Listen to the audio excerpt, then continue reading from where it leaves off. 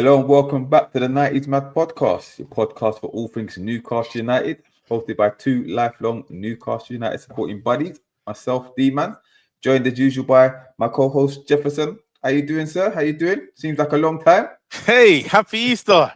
The Lord is risen. Hallelujah. Happy to be with Black Jesus himself.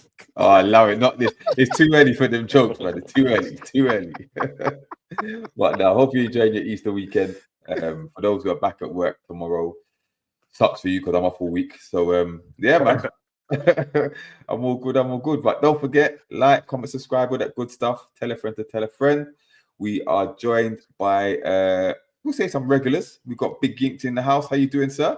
I'm fine, man. I'm fine. I hope everyone's doing well. Yeah, good. Previously, you're just like R. Kelly, now you're just like Jay-Z. Yeah, but with the little... yeah, Trust me. Yeah. Trust me. Better than Kanye West, mate. Could give me the what's going on at the moment. I'm trying to go near there yet. Nah. Yo, there's some reasonable doubt that somebody may not be here next season. But I like what you did there. And we got Chavoy back in the building. How you doing, sir? You good? Yeah, good, brother. You okay? Yeah, man. All good, man. Yeah, all good. Everything's good. Full up with Easter eggs. Yeah. You ready to get into the thick of things, yeah? Yeah, man. But we got William in the building. How you doing, William? Hope you're good. Adrian as well. Hope you're good as well. Evening to you, sir. Lion Point, as usual. Big up yourself. But yeah, William, it's been about 3 days since we last saw you. Listen. Yeah. I had a rest. Yeah, I didn't get crucified on Friday. Yeah, all right. I just be rested. Yeah. See? I've never even seen that Italian brother since he christened you. I think he just crucified him, bro. I crucified him. He literally popped in one day. He said, "Yep, Jesus is on the screen," and then he probably had a stroke, bro. He had a heart attack. Bro. He couldn't believe it. But yeah, listen. Contrary to popular belief, we're not here to discuss Jesus or Kanye West. Yeah, we're here to discuss Newcastle United because we haven't played in God knows how long, but it's still been an interesting week for us since we last on air. A lot has taken place. Boy, there's only one place to start, really. A lot of people been talking about it before, but they come to us because they know our thoughts on a certain Eddie Howe. And the CEO David Hopkinson, he came up with some recent comments. Some say controversial, some say interesting, some say telling comments around Eddie Howe, and some would say his future. For those who don't know, I think I've got the quote here. When he was asked about Eddie's future, he came back with what did he come back with? He came back with, "I don't have a stance on his future. The Derby loss hurt. We take it seriously. It has resonated." Now, short but very interesting comments. So, Jefferson, I'll start with you. Yeah? What were your thoughts when you heard those comments, and what were your thoughts about the comments? How you interpreted them? Jefferson? You there, bro? Bro, At the same, I'm here. Oh, you're back. Yeah. You can see me. Yeah. Yeah, I think at the same point he's trying to be somewhat political. I think you have to read between the lines in him effectively saying that, look, the standards at the moment are not to what he has set. We know what he said before in terms of us becoming essentially title challengers by 2030. Obviously, he remarks on a significant Derby defeat, which, indirectly works out as a vote of confidence, doesn't it? That's essentially what it works out to be. And when we look at it, it's essentially giving him 7 games to save his job because, the club require us to be in a European place. There is still time to achieve it, but, I think he's politically saying, essentially, we've not met the standard. When I'm not going to make a decision now, I'm giving him until the end of the season to make that standard. If he does, we'll have a conversation. If not, it's likely going to be his marching orders, isn't it? Yeah, I mean, the standard has to be European football.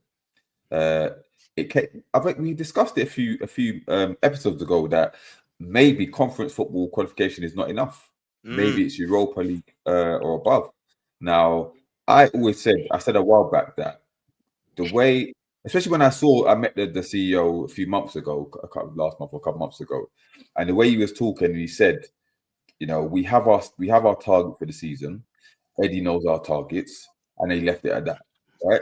So, and then he went on to praise Eddie, but for me, those are very telling. That I think, you know, and I think Eddie Howe came out as well earlier in the season, said we're targeting Europe. So if you don't get those European qualification, you failed.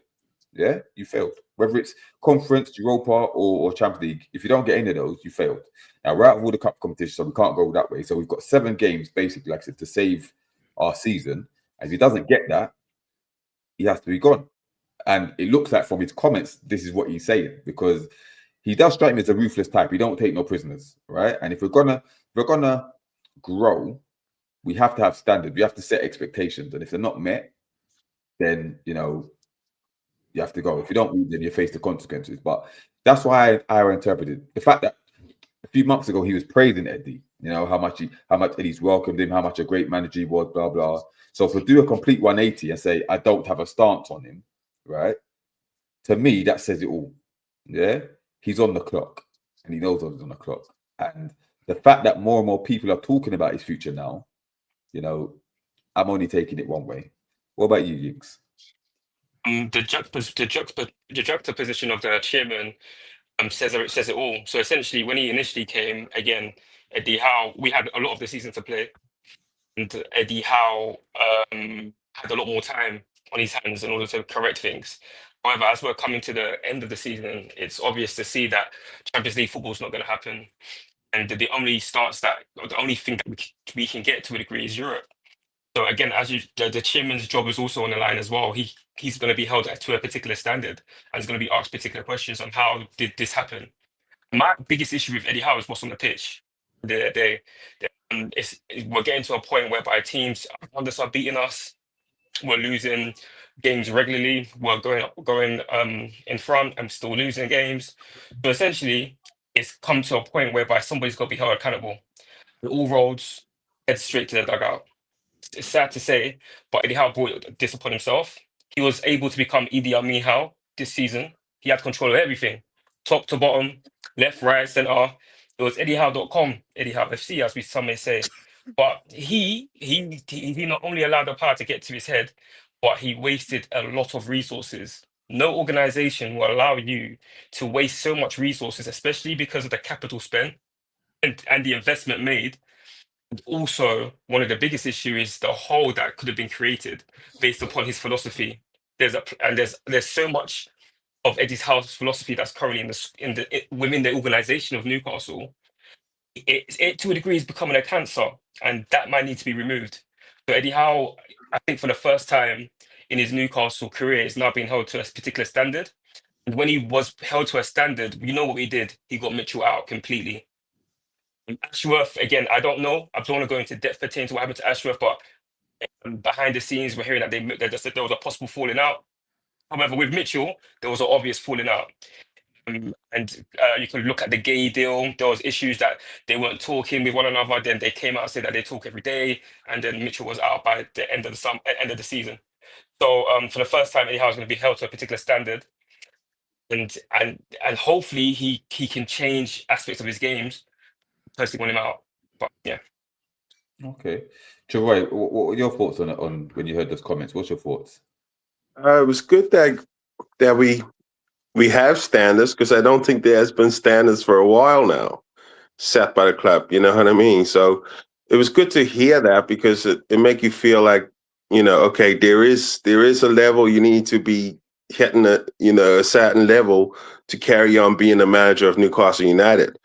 You know, all the top clubs, there's always a level where you need to hit there to survive your job, really. And I just was happy to hear, you know, that there is a standard, you know, but still the same. The 7 games, I can't see us getting European football with the last 7 games, even with 1 game a week. I still can't see us. So what is the level? Is Europa? I definitely don't think it's Conference League. I definitely think it was to qualify for the Champions League again. That is where I think the target was, you know, and obviously we ain't going to get that. So if you don't meet your targets and you spend 250 million, then there's only one way you can go, and that is, you get relieved of your duties. You make a good point. The thing is, my thing is, a couple things there. Do you think there's a case of, because we talked about Hopkinson coming in, right? And a lot of people have, especially the people that are Eddie, and they're kind of pointing the finger at him and say, okay, what have you done so far, right? Now, it seems like he's doing a lot of work behind the scenes. We'll talk about some of the deals that we've got through the door now, what we potentially, but it looks like he's coming in, he's doing his job. So now we're looking at Eddie, right? I'm holding up my end of the bargain. What are you doing? Yeah. And also, from an Eddie Howe perspective, right? We haven't heard from him yet. Since these comments, we haven't heard from him, right? But I'll ask you, Jefferson, if you're Eddie Howe and you've heard those comments, regardless of if you go on a run for the end of the season, would you want to stay under a regime who's just openly questioning your position in public like that before the season's finished? What do you think he thinks about it, or how would you feel? I mean, it's a good question. I think the dynamic would have changed for him, isn't it? Because I guess openly Eels wasn't as vocal to this extent when we're talking about the standards expected from the club. It's going to be real backs against the wall stuff. I think even he knows there potentially is a transference of power. The power that he had in the summer is dissipating. So long term, he may not be able to control things the way he did the summer just gone. So with the writing being on the wall and potentially on his end to an extent, his stock being somewhat high, he may choose for the end of the season to be his last season at Newcastle United. Because I think it's one of those ones you kind of want to go before you've been pushed. I think someone did leave a comment that potentially the decision's already been made. Maybe it has, and we don't know. They don't want to cause panic or alarm, but I think that's a good question about Eddie thinking, you know what, actually, maybe it is time for me to go, even if I do make the target. Kind of self-preservation in that way, because again, if it gets to the point where he can't spend the money the way he wants to, we've seen what happens before when he starts getting into tussles. There's not going to be an option for a third director of football to leave the club. It's going to be him. So the writing's on the wall. And it was Lion Point who came in and said, I think Hopkinson and the ownership already made up his mind about it, sacking Eddie, but he doesn't want to create panic among the fan base. That's how I interpreted the recent statement. So interesting. So it's a case of, do you think if that's the case, they say, he's left by mutual consent? Do you see a world where the club say, it's basically obvious that we sacked him? Yeah. Or do you think they allow him to go out on his terms, so to speak, like, he decided to leave rather than pushed out? Do you think that will be the angle that the club takes? They'll see it as a fork in the road moment, isn't it? That's the way they'll probably put it. Yeah. Travoy, do you think, so you mentioned earlier, but so you don't think that there's any chance that we go on this run? We'll talk about the remaining fixtures we got later, but we go on this run and say we make not conference, Europa. Say let me make Europa. Yeah, is that enough to save your job? You don't think that's enough to save your job? Given all the things that he's had to deal with. I don't think that was the target at the beginning of the season, D-Man. I honestly don't. I mean, like, our club need consistently to be in the Champions League every season. You know what I mean? And I think that this season here is going to hurt us in terms of that, especially financially, and what we can do in the summer. So is that realistic? The fact that, because let's be honest, we scraped through in the last game of the season, but we relied on Man United having a bad season. You know what I mean? Yeah. All right, Spurs, they're down there, innit? But you're still competing with Man United, Chelsea, Liverpool, Arsenal, Man City, who are financial heavyweights. So that's 5 spots. So was it really realistic for us to expect, I'm not saying it was impossible, but to expect to qualify for the Champions League? Remember, given the fact that we lost Isak, the panic buys that we had, was it realistic to target Champions League? But then I don't think the ownership at the time would have been like, oh, we signed Walter Mader 70 million, we signed Vista 55 million, and they didn't work out. I think at the time, at the beginning of the season, they was like, okay, I'm not putting words in their mouth, but they were like Champions League. We just spent 70 million on a striker. We lost a top class striker, but we spent more than 100 and something million on two strikers. So plus a midfielder, plus a defender, so I don't think it's still 250 mil AD, man. It's not like we rolling around with the likes of, Wolves or whatever, or, we still spending money. They spending money to get into the European competitions. I mean, yeah. Yeah. So I think the goal was Champions League football, but I think they would have settled for Europa. I honestly don't know, because the performance this year is really bad. Like some of the performances have been terrible. So he's not he not even, we ain't playing like a Champions League team or Europa team. So That's at the true. end of That's the true. day, Can I hey? just add? Yeah, No, go on, Nick. no. Just to add to what Troy said, essentially the product on the pitch is so bad, especially with the Yeah. resources invested. There is no way Eddie Howe should continue being manager, because essentially you've given him 250 to invest, you've allowed him to completely control or overhaul the infrastructure of the club, and look where he left the club to look like. Like essentially, he doesn't know how to use Walter Mardar, which is his fault as a manager. And there's a reliance on particular players, which is again his fault as a manager. All the roads lead to Eddie Howe, and that's where his biggest issue is. It's the product on the pitch. What we're seeing it's not, especially for a manager that spent 750 million to a degree. I think his net spend is 400 million. Unai Emery's net spend is 20 million.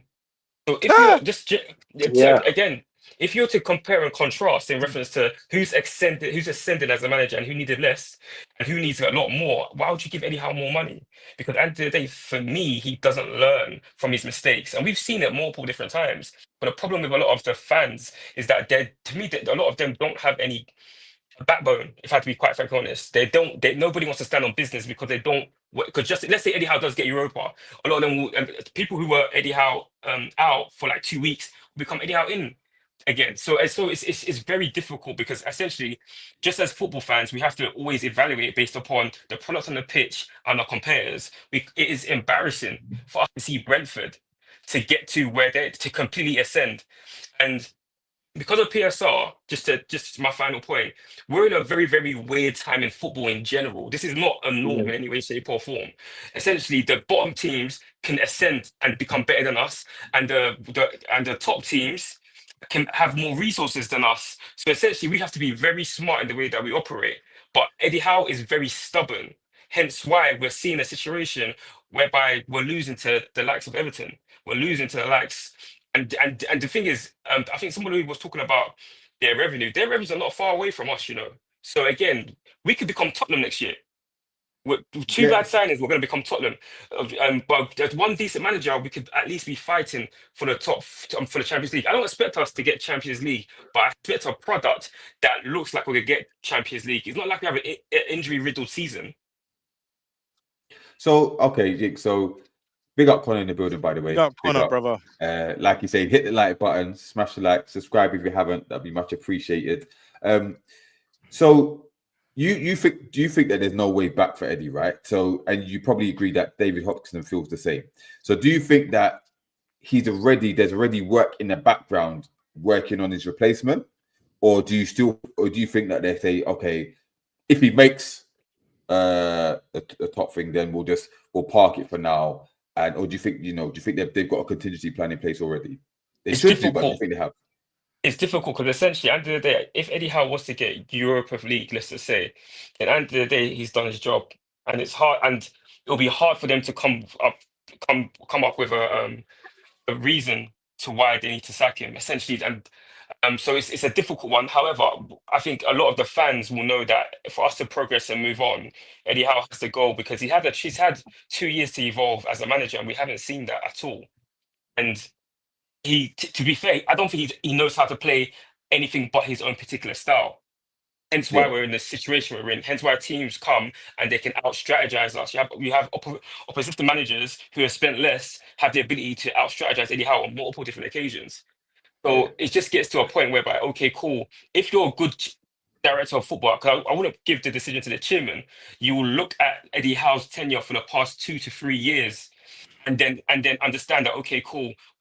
Did we get Champions League by merit, or was there a bit of luck here and there? And if you take it into consideration, you understand that Eddie Howe has been found out this season, and he hasn't done anything to change.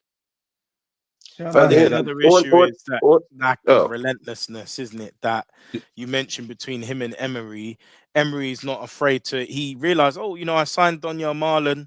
Looks like it was a mistake. He let him go to Roma. When they had John Duran, happy to sell him, even though he was a great backup striker. Who was the other one? Musa Diaby. Again, they spent Yeah. nearly 50 million on him. They sold him. So I think the issue with Eddie Howe as well is he is not relentless enough. He keeps his leadership group. He keeps players past their sell-by date, and then the club can't make a profit. It wouldn't surprise me if he was totally incensed when Paul Mitchell orchestrated the departure of Lloyd Kelly, to get us that profit. This is kind of the movement we want to see from a manager. So just Yeah. on that quickly, Jefferson, do you think the fact that we've been linked to so many different profile of player now, some younger players, some creative players, some young centre backs, do you think this is Ross Wilson now taking power of it and taking the power away from Eddie Howe? And this again is another factor to suggest that he's being pushed aside and arguably pushed out. I think there's something going on in terms of from the CEO, there's more of like a directive in terms of this is how I want you guys to operate. And so it feels like it's beyond Eddie's control to wrestle that back. Whether Eddie has a say in who gets signed is another thing, because obviously we had the situation in, was it January, where apparently we had around 25 to 30 million to spend, and it was whether we would look to get another attacker in or a defender. I think we were looking at defenders, and Wilson, I think, put a couple of people. I think there was that Portuguese player from Lecce amongst a few others, and I think Eddie had apparently said no. So I think this looks a bit different now. I think the directive is coming from above. All right, let me get some of these comments. William said, conflict would actually be tougher on us. We'd have to comply with the UEFA financial regulations. And we've got a fine incoming, haven't we? Yeah. Adrian said, if Howe gets Europe, he has to go because he can't manage 2 games a week. If he doesn't get Europe, he has to go because he can't even manage 1 game a week anymore. Interesting. Big up Dubs in the building. Hope you're good, sir. We got Crypto. Big up Crypto Rambo. We said, love your show. Real recognize real. So appreciate it. Yeah, big up. And we got Trolls in the building. He said, hey, D-Man, Jeffro and Guess. And he said, Howe has kept players that should have been gone a couple of seasons ago, so we could gradually build the team, but Howe doesn't understand that, and it's there for all to see, to be fair. Yeah. Interesting. Yeah. And Anthony, big up Anthony, he said, how can a manager only have 1 formation? Exactly. And I think all these things considered seem to suggest that there will be a change of the guard at the end of the season. But again, if he does, he's got the 1 game a week, he could shock us all and play Voltemade up front, not play his favourites and, beat Arsenal at the Emirates, beat Palace, and then, we could be on for top 6. You never know. And like you said, if he gets that, do the board really have them guts to really get rid of him? Because the Howe in brigade will be stronger, and their reasoning will be more, the justification will be more valid, if that makes sense. Because again, it's similar to last year. Even when Jefferson last week be gone, you can't sack him after a cup win, even if it was the right thing to do. You can't sack him after qualifying for Champions League if it was the right thing to do. So again, if he gets Europe, then people will say, oh, well, given the circumstances, you have to manage under and blah, blah, blah, then how can they sack him? Like, there probably will be an uproar, and the board know that, and they don't want to rock the boat. So I don't think we'll get European qualification anyway. I think we're going to, I see we win 2 games at max for the rest of the season, but I might be wrong. But we'll see. But let us know in the chat. Do you think Howe stays next season? I know most don't want him to stay, but do you think he will stay? But also, Troy, what do you think about the media stance on it? Like, how do you think they are taking it? And do you think they have the guts to really put the pressure on him in the upcoming press conferences? Well, I think that the Sunderland loss, the second one, really like changed a lot of people's thoughts on Eddie Howe, but it looked like the media still support him, as well as some of our fans. And, is the man did deliver us a trophy, but we got to move forward now. And I was looking at the Serbi, that he went into Spurs, and I was watching a little clip on the TV, and Spurs players in training look more up for it than they've looked up for it in any game all season in training. Like the Serbi has him moving, and I honestly think that he's going to drag him out of there now. And it only takes that. It takes a manager that knows European football to manage in Europe, in the European competitions.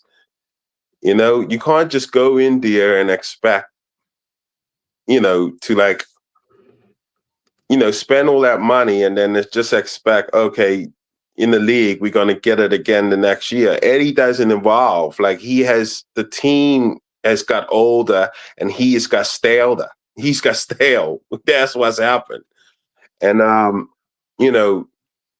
when you become stale, that's when it's time to move on, or there's time where you will get sacked. But I don't know. The media needs to put pressure on him. I think it's because he's an English manager and he's up for when the England job comes available, he will be the next England manager. I'm sure that he will be. Okay. Big up Ginger Hoskins in the building. Hope you're good. He said, D-man, with the World Cup and 10 players going there, why should we keep Eddie? Those players will be tired, and I don't trust him to change anything. We are wasting time keeping him. Agreed. That'll be the other thing, isn't it? He'll say, we haven't been able to have a proper pre-season because we haven't had all the players. The excuses are ready, Yeah. So I just want to add something quickly what Jefferson said, just put a little bit of context. And when Hopkins and Wilson said that we had money to spend, and where we were depleted from defenders, and then Eddie Howe went to overhaul that, said we ain't got no money to spend. So just to put that on record, because one thing Newcastle fans love to do is that they love to take things out of context and make it seem like, Eddie Howe, no, to protect Eddie Howe. I don't want to hear nothing about protecting Eddie Howe. So he doesn't want to sign nobody. Thank you. And in January, we didn't sign nobody, and it kind of impacted our season, just to put it on record.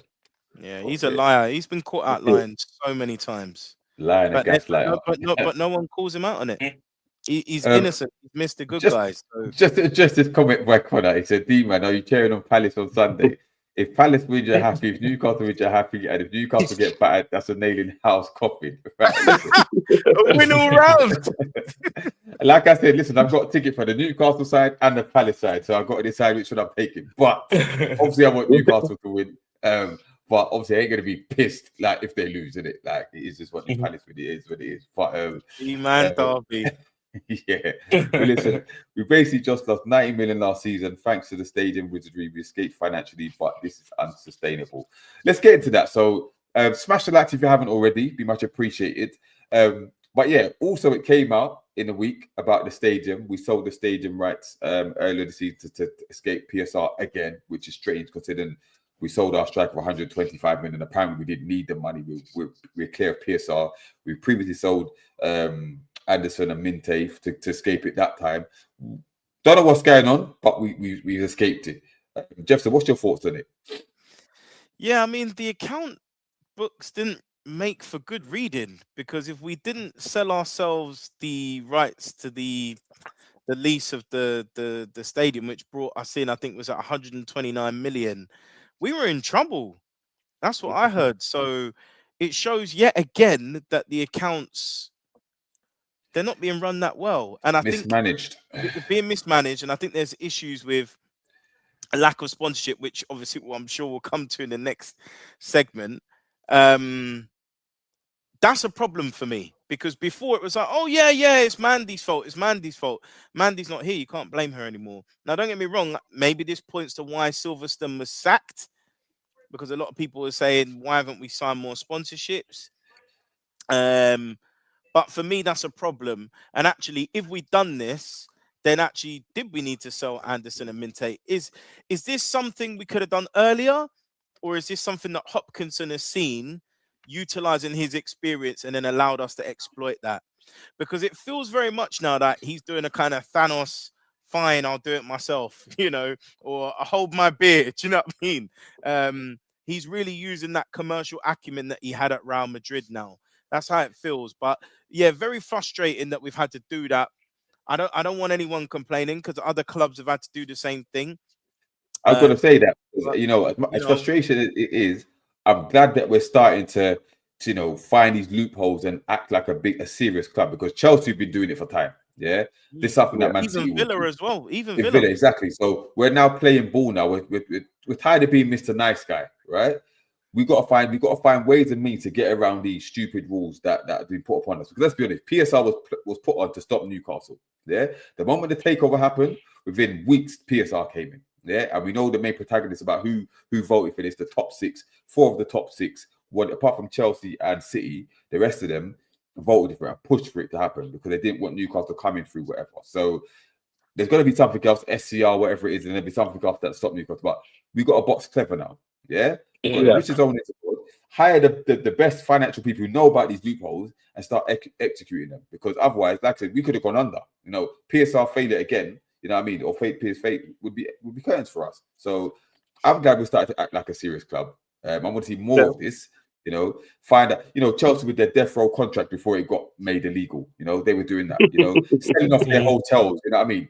We need to find ways and means to do something like that. As well. Exactly. Close the gap. Do something to boost the. And like I said, this David Hopkinson, it seems like he's on this right.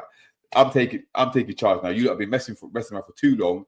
Let's get this sorted, because we know his CV. He's a serious guy and he's moving like a serious guy. So no one can't really question him at this present time. So, Yinks, what's your thoughts? Yeah. I'm not gonna give a lot of credence to Hopkinson at this moment of time, because I do not know if he interfered a bit, because he started his job in September or June, and the accounts would have stopped by April maybe, or the accounts. I don't know if football year end is different. I think it might be June. I don't know the year end for football, so I don't know if Hopkinson was actually. You think it's the Ruben in thing, his role? maybe because the Rubens know about property and stuff like that. To be fair, I just feel like maybe I think that decision probably would have been made prior to them actually doing it. So again, I can't give credence to Hopkinson's, because I don't know if he was actually at the helm at that moment of time. I think most likely they probably were aware of it prior to it happening. I remember we didn't. It kind of, again, I'm gonna put the blame back at Eddie Howe. And we Paul Ellis was his name. I hope he gets better. I know he told us, he warned us. Darren Hills, yeah, that's his name. He warned us, we're gonna have to sell a top player every year.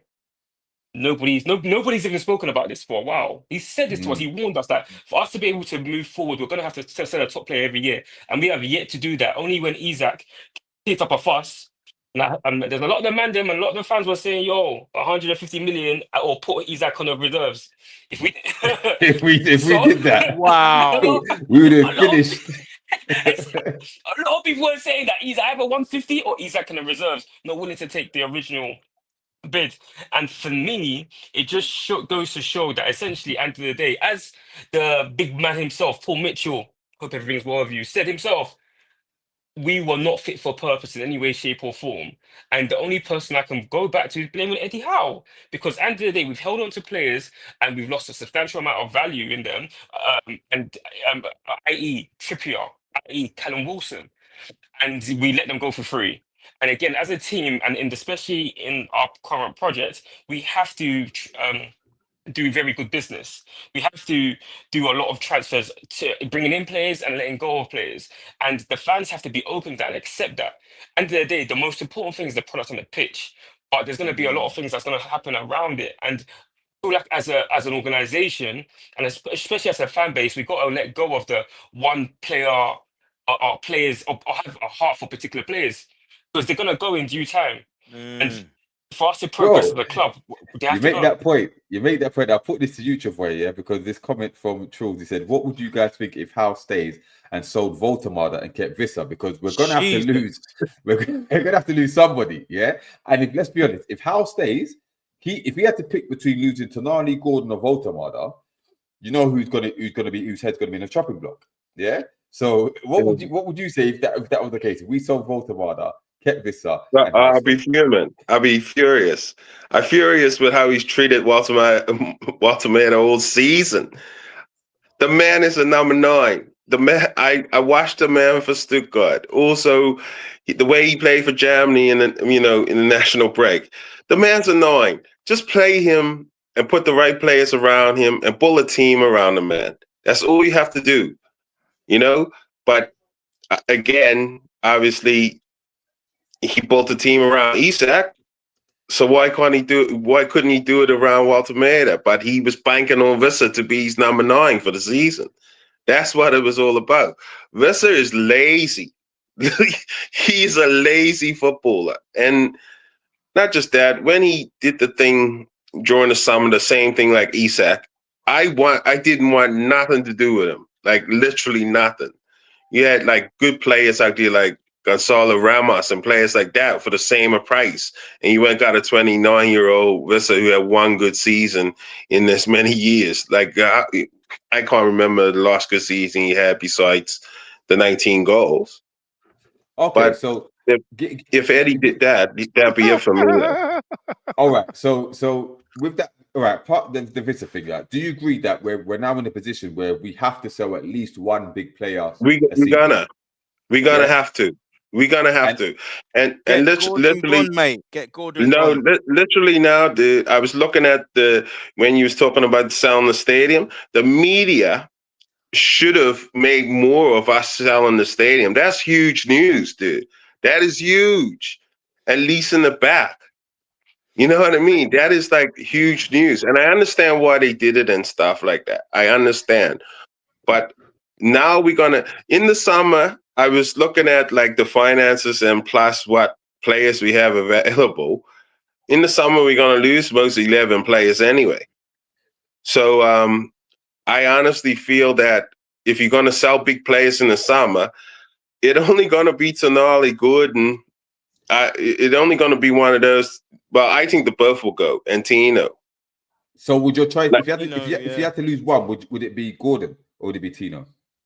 It would be Tonali. It'd be Tino for me. It'd be Tino for me. Tino for me because there's better right backs out there than Tino.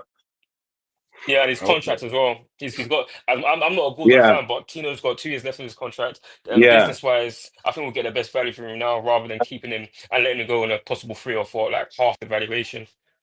Yeah. Thing is with Tino though, I think the margin for profit might be smaller because I think we paid because of the contract. You're thinking, was it 32.5, wasn't it? Right. And I think we only get 50, 55. We'll get 50. Whereas with Gordon, we paid 45. I think we'll get 70. I honestly think we'll get more than 50 for Tino. I honestly do, and I may be like going on off a win here, but I honestly think he'll go for £70 million to Man City. No. All right, so let me go the reason why. Hold on. Let me go through some of these comments because Truls said sell Gordon, right? Yes. And then Lion Point said get Gordon and Elanga gone. Yes. Anthony says Tino needs to move on. Right? Fair play. But big up Cuff. Cuff has said. Hope you're good, Cuff, by the way. He said, Gordon's arguably been our best player this season. Don't get the Gordon hate at all. Cuff. So, Travoy, go on. Sorry, he hasn't watched games. Yeah. So like the reason I say we'll get 70 for Tino is because if you think about Man City, when they signed Kyle Walker from Spurs, right? Kyle Walker, how many years ago was that? He spent how many? 9 years there? Yeah. And he was £50 million 9 years ago. 50 million. Right? Yeah. And I know Kyle Walker is better than Tino. But anyway, Tino's a England right back as well. Like Kyle Walker. He's playing for a same level club. And I just think, you could get a higher amount of money. I understand what the guy's saying about the Gordon comment. But, Gordon, he has been a player that us have to rely on this year because everything has been so misjointed.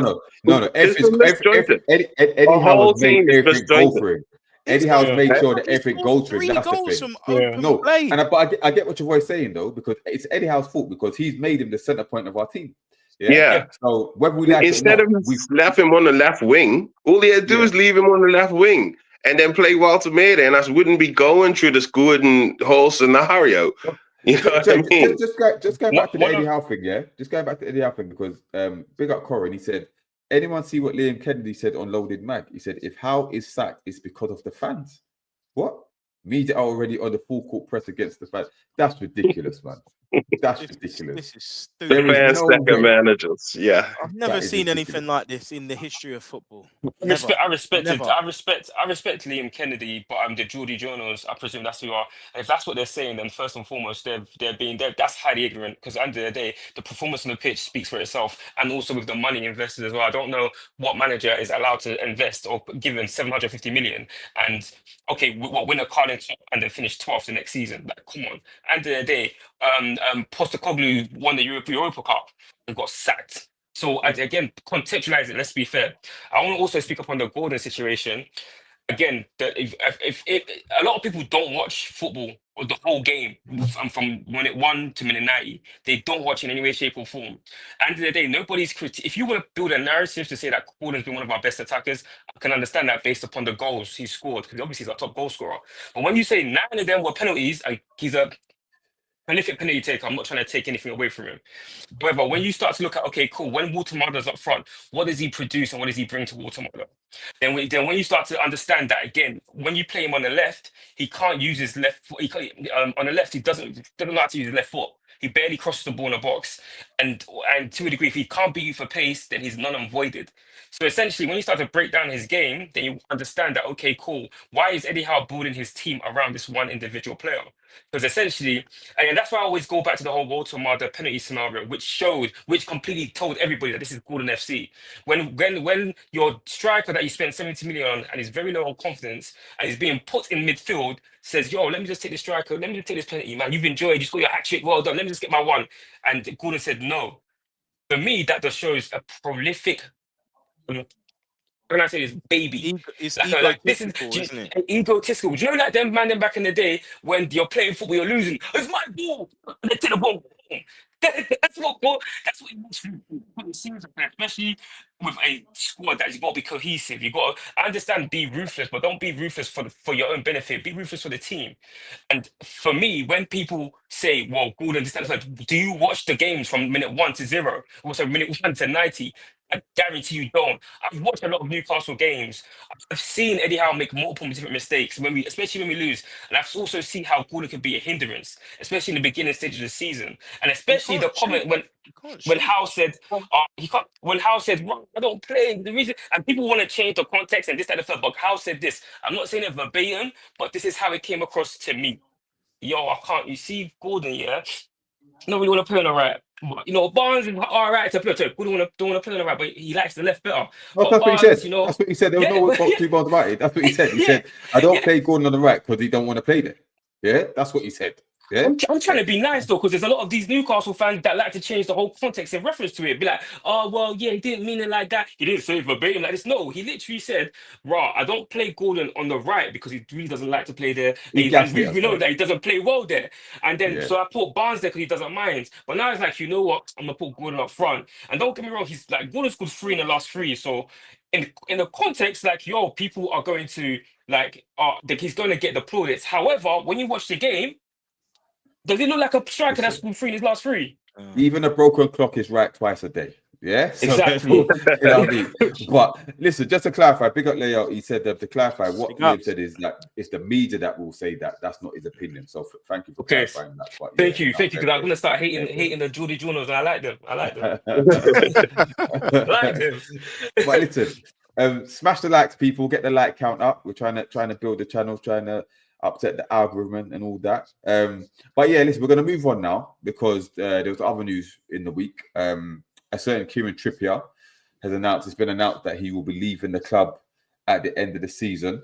You know, everyone knows the fantastic service that he's given us, the way he came into the club, the first sign under the takeover, you know, apparently took a pay cut from Atletico Madrid, you know, captain, you know, helped save us from relegation, you know, had scored some important goals for us when he first came, put in great performances, arguably probably our best right back. Some would say best right back in our era since we've been supporting Newcastle, could make our all-time 11.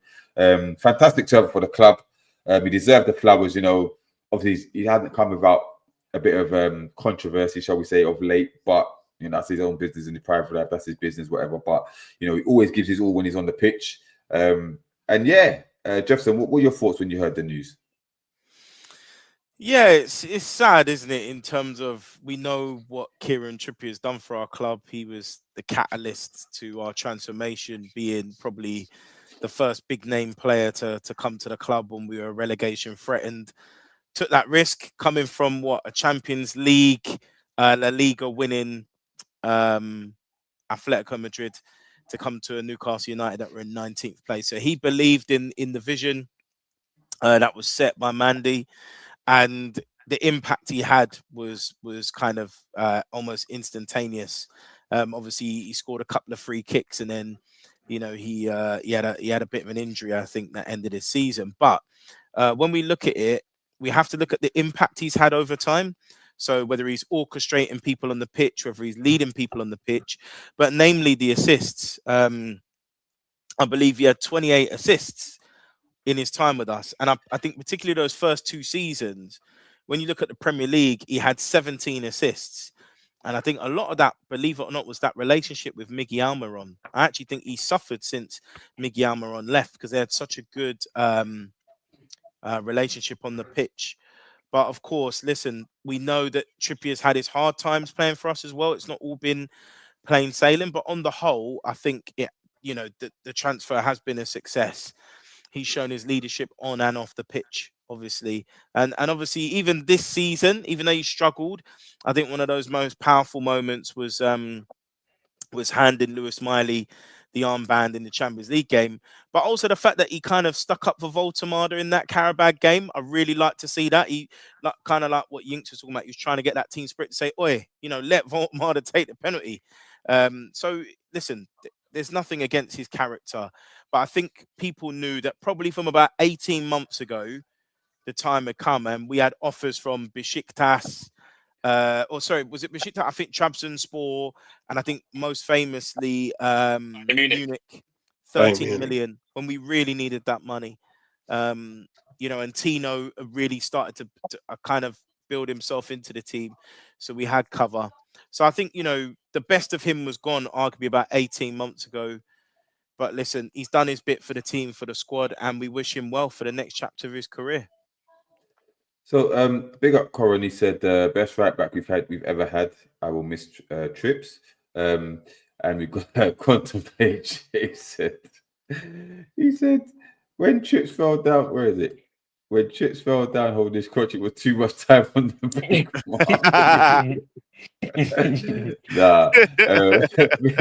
Big up MV as well. He said, Trips is a true leader on the pitch. We need more of this throughout this team. Indeed. And then Lion Point said, despite its obvious decline these past couple of seasons, there's no denying that Trippier was easily one of the best signings we've made in recent years. So Jinx, where would you place Trips in terms of signings? What are your thoughts about him the news that you've heard? I'm definitely say it was a pivotal signing, especially when he came initially. He, as Jeffro said, he brought a lot of leadership into the team. He also brought a lot of grit, determination. His playing style was one that we have to was amicable within itself. But again, I think we also got to be right. Ever since that time he slipped against Chelsea, a couple, and when we I think it was the semi-finals of the Carabao Cup maybe 2 years ago. He hasn't been the same player, and to the point where it's now diminishing returns. He currently, at the moment, he's not a Premiership standard right back. But again, it's time for him to go. We should have got the money in when we had the chance to. But I'm going to put that part to the side because I like to always bring context. However, regardless, he was the beginning of this revolution.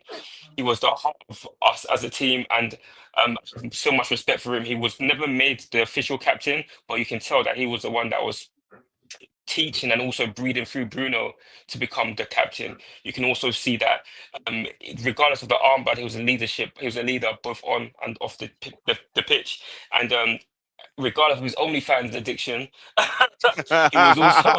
he was also, I presume, a role model for the younger lot as well.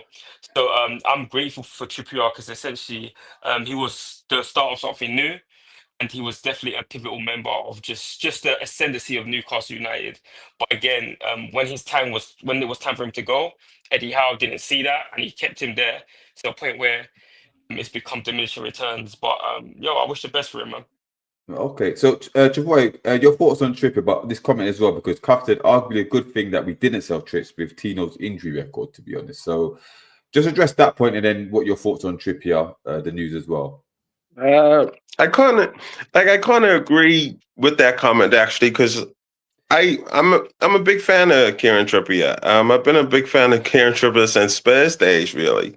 I thought he sacked samples and stuff, and keeping him around was a good thing. But I think the offer was like 12 mil or something back then. For him from Munich. And like, I understand you guys saying selling 12 mil ain't gonna do nothing for you in PSR. It ain't, because he cost 12 mil from Atletico. Yeah, but I just have to come back at you though. Remember that we had to then sell Anderson and Minte. Anderson was only 15 million. Yeah, So but then when you look at it, Jefferson, imagine if we've still got Anderson now. But then that's besides the point, because you had Wilson in the same window. We had an offer for Chelsea of £20 million for Callum Wilson, and we turned it down. That didn't make any sense. I'd sell them all. Yeah. So I would have sold Wilson and definitely not Trippier. And then we still had the likes of Jacob Murphy. We still had the likes of Joe Willock. We still had the likes of Croft. We still had 5 goalkeepers. So like, we still have players that like should have got sold before Trippier for 12 million. Like Wilson, he wasn't even playing. 20 million for Wilson. You could argue the experience of Trippier was priceless as well. You still needed that kind of, like you said, that kind of experience around the camp, the squad. On some vital games as well. What he lacked, he lacked in pace. Even if he gave us an experience and know-how. You know what I mean? So, and I agree. The fact that Tino couldn't stay fit, it probably wouldn't have been a great idea to sell him at this time. Should I tell you why I don't agree? I'm just going to add some context in reference to it. So when the selling was last season in January last season, when I think that bid came in, and that was and from what I can recollect, I think it was last season January. Remember, I think it was 2 years ago. I think it wasn't last season. I think it was the season before, wasn't it? January. There's 2 bids. There was the one with Bayern under Thomas Tuchel. That was 13 million, and I think we had 12 million from Trabzonspor or Besiktas last season. Yeah. So the reason why I'm just going to add context, Coyote, who is a better right back than Kieran Trippier, was on loan for Brentford last season. And so essentially, at the day, if we had done the right maneuvers and actually look for particular players, we could have got upgrade from Trippier last season in January as well. I'm not trying to say and Trippier hasn't offered anything this year. I think he's been a hindrance towards our playing style. Anytime I watch him play, he doesn't go to the byline at all. He has this particular position he stays at. He doesn't release the ball fast enough as well. I see Elanga, even though he hasn't been great, making runs, and Trippier refuses to pass it there. I don't know why, but he doesn't. But when it's time to put it down the line, he doesn't do that at all. So I believe he's been a hindrance. And he goes, calm down. It's like, calm down for what? Yeah, I think in terms of our playing style, I think he's been more of a hindrance than a benefit. Yeah, but the most important thing, especially when it came to Trippier, was his set piece. His set piece ability and his dead ball play was what makes Trippier who he is. He hasn't shown that at all this year. So defensively, we're not sure that for 2 years actually. Exactly, like 2-3 years actually. That's why he should have been sold. So defensively, he's a liability. He's not fast. He's again, I respect his leadership aspects pertaining to it, but defensively he doesn't offer anything. Attacking wise, he doesn't offer anything. If you're an opposing manager, you will tell your left midfielder, target Trippier with pace, which they do, especially the lower league teams. He's been a net negative, or he's currently for me a net negative. And when we should have sold him and invest in order to find an upcoming right back who can contend against Livramento, we never did that. So for me, I do agree with you on that. Now. I do agree with you on that. So is this a sign then? Is this a sign that we're now moving in a different direction, because we're getting rid of Trippier? The talks of Emil Kraft has been told he can leave. You know, Fabian Schär apparently is not going to be offered a new contract. You know, if we sell Tino, we're without a right back. So is this a sign that we're starting to move in a different direction? Because we're going to need at least 2 right backs. If we're going to turn both of them, we're going to need 2. Yeah. I don't care if Miley can play there or not. We're going to need 2 right backs. So, Travoy, is this a sign that we're moving in the right direction now? Complete overhaul? Yeah, it is, and it's a welcome sign for me actually, because like I like seeing us sign players from abroad, but also Russ Wilson has a good track record of signing players from the lower leagues, like lower than the Premier League. I think we were linked with a Blackburn, a youngster, over the last 2 days. Now that's something that could be 15 million. That's something that could be, on board with. Like Charlie Cresswell's out there in Toulouse, like 20 to 15 million for Charlie Cresswell is great business. You know what I mean? But I really welcome it, especially signing players from abroad, like especially South America. You don't win nothing in the game without South American players. You don't win trophies without them in your team. That's been years, loads of history can show you that. But I also like us to look in the other markets, like the Portuguese market, Spanish. We need a Spanish player, and I hope we go down that route and find these lovely gems, like the likes of Brighton and the likes of Bournemouth. Well, we had a nice gem, but Bournemouth, Eddie said no. In Ryan, I would have loved us to get Ryan. I was furious when we didn't get him. So all right. So to keep on Kieran Trippier, do we all agree that he's our right back in the all-time Premier League, all-time Newcastle 11? He's the right back. He's better than Bailey. I like Warren Barton. Warren Barton was quality, wasn't he? Was he better than Habib Bailey? You're taking liberties, bruv. Ryan Taylor. Bruv, I'm trying to get him out fraud here. You're not just dismissing it. Shoot. All right, James Perch. Don't forget Stephen Carr. Stephen Carr also. All right. Let me ask the chat. Does Kieran Trippier get into the all-time Premier League Newcastle 11? Yeah, I think he's there. Yeah. I think he's there. He's definitely. He got our first trophy for 30. How many years? 2 Champions Leagues. Yeah, 100% he has to get there. He's definitely. Someone was saying that he held up Diaz at right back, and I'm not negating the fact that he had good individual performance. However, if you're an opposing manager, and we've seen this happen multiple different times this season, whereby they will target Trippier and they'll get past him. Against Man United, he got like Cunha did easily get past him on multiple different occasions, just that we won the game. But again, when you watch the game teams were targeting Trippier regularly, and 9 times out of 10 would lose the game, especially if he doesn't win his duel. But I'm just saying. He's not like he's a net negative currently at this as our. I would have kept Trippier up, but would have brought another right back. He'll be my third choice right back. Yinks, you also got to think the man is 34, 35. Exactly. He's been playing games since he was a young kid. You know what I mean? Exactly. That's Eddie's fault. But I understand that Jefferson is Eddie's fault, but the man has been playing games since he was a young kid. Yeah. That's what I mean. I mean, as in Eddie's hung him out to dry. The same way he needs Dan Burn hang out to dry. We have 7 games left. Right? Now, no matter what people say, we still got a small chance of making European football, right? How much game time does he get before the end of the season? Or has he made his last start for Newcastle?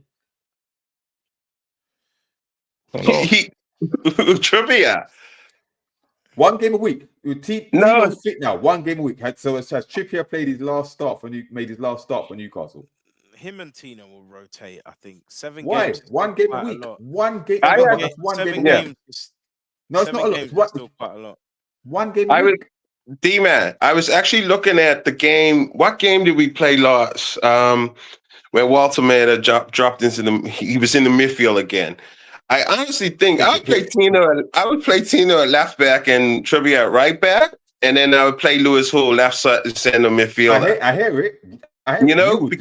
But do you think Eddie Howe will give Trippier a start before the season finishes? Oh, he definitely will play the last game of the season.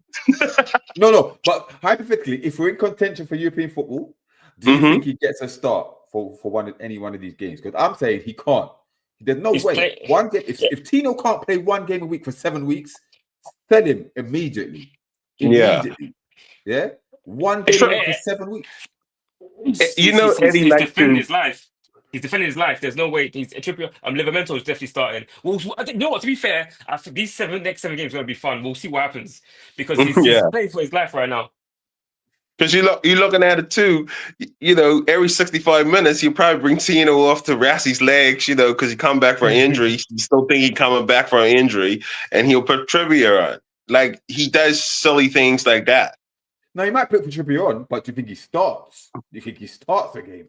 No, he shouldn't be starting the game. No. He can't. I don't think he can. I don't think he will. Especially if Tino wants to leave, you put him in the shop market, man. You push the price up. I hope he doesn't put Miley there again. I hope not. Oh no, Marley not gonna play there. Even though he's plays well there. Right. Well, listen, we're going to talk about the sponsorship before we finish, but speaking of Miley, we've now got 7 games left, right? And we've got a full squad now. Am I right? Everyone's back now? Yeah. Bruno's back, Miley's back, Shear's back. That was it, right? Everyone's back. Yeah? Still only Kraft and Lascelles injured. Everyone else is back. Lascelles ain't played. He's gone. It's Bruno. Oh yeah, sorry, Lascelles is gone. Hey, it's Bruno. I've been so used to him being injured for so long. I forgot he's gone. So my question is Bruno fit? Well, he's got his boots on, so he's training. He's ready to play. So you know what I mean. So I'm not saying he's going to start the next game, but he's back. Yeah. So I expect him to be on the bench next game, whatever. Right. So we have a fully fit squad now. Right. 7 games left. Yeah. We can talk about the Palace game in a minute, but 7 games left. We are currently 12th in the league. Something like that. 11th, 12th, something like that. Yeah. Right. Are we making top 7? 1 game a week, full squad. Eddie's got time on the pitch. Yeah. Are we going to do it? Top 7. I'm not saying higher than that. Top 7. Are we get top 7? No. I thought, all right, Jefferson, you're saying no. No. I actually think we will struggle to get more than 2 wins out of the final 7. Okay. Let me look at this. Remember a few weeks and weeks ago, I said 8th would be our best position finish. But then I don't want 8th because the Conference League and the UEFA rules will hammer us. Hold on, but Travoy, we are 4 points off 7th place. Yeah, 4 points. So I'll go out. I think we'll. Okay, so 4, 7. Okay, with the remaining games, I would say we'll get 7th. We're likely to get. Jefferson, you see how I just jumped that?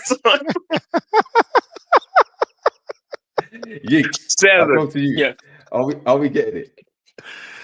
Well, the biggest issue inside the squad is that Eddie Howe been found out, and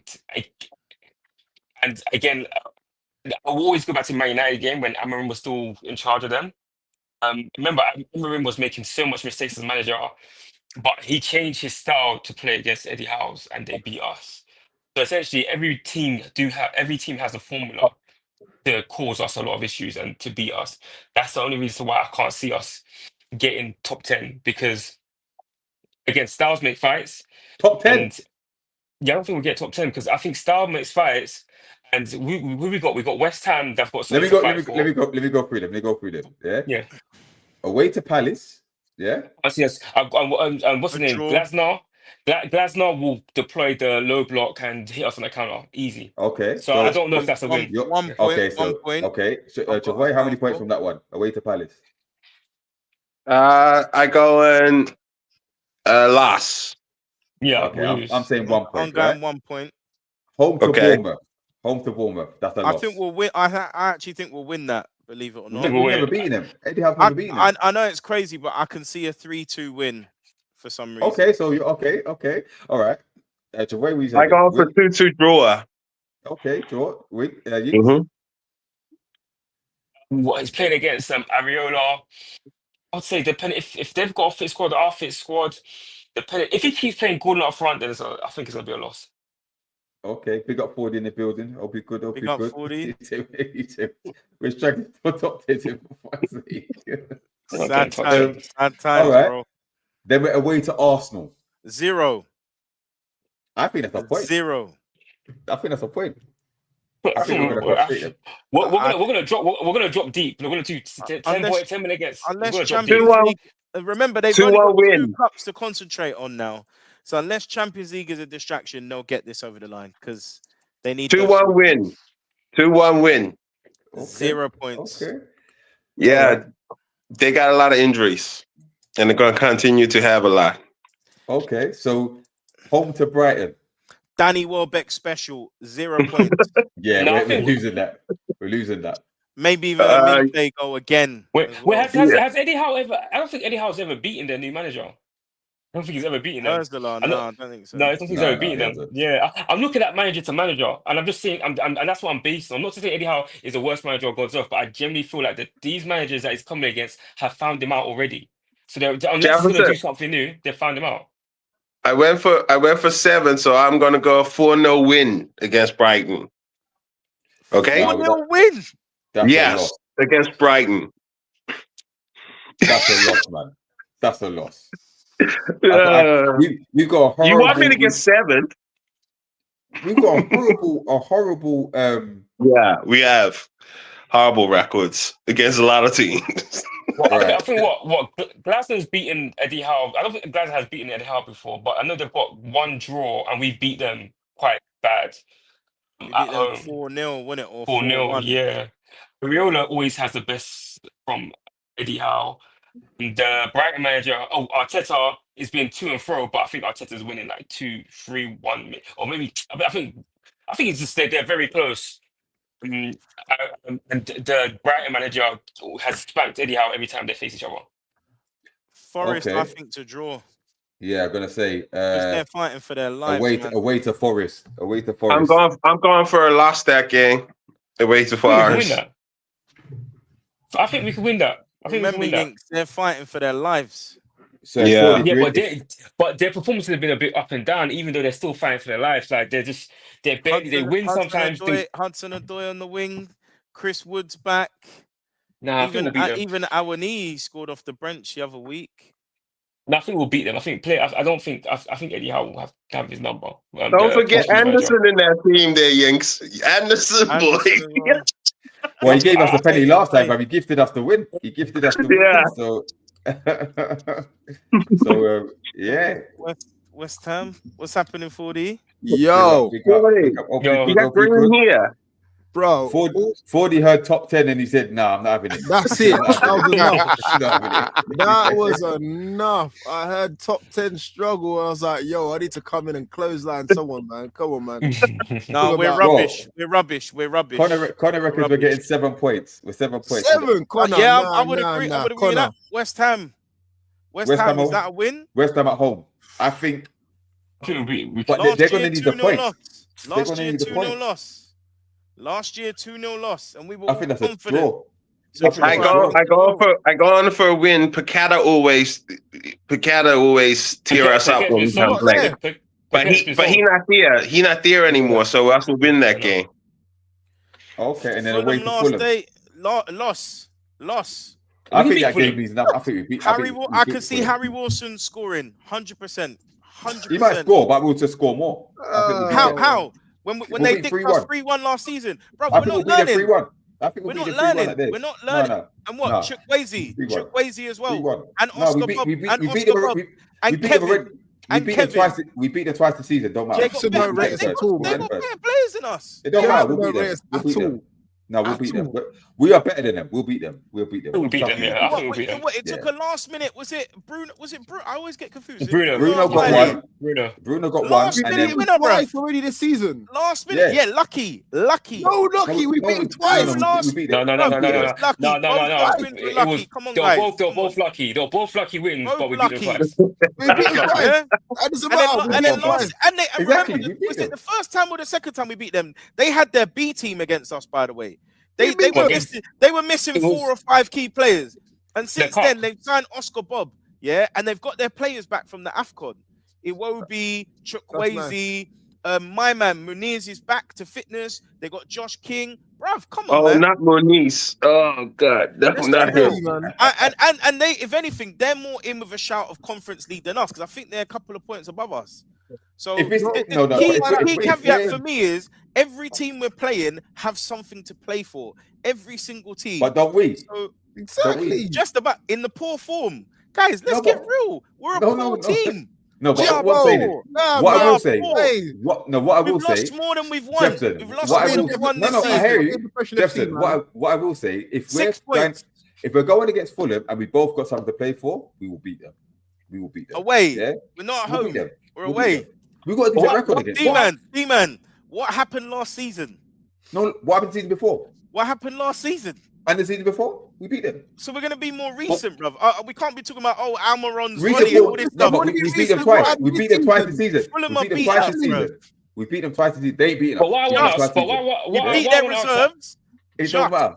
We beat them, Bruh. and we beat their first I team, wanna ask- and we beat their first team. So it don't matter. Before- Reserve but first what I team, wanna- bring who we want. We beat them. You know what I mean? They beat I us want to at ask St. though, James's last season.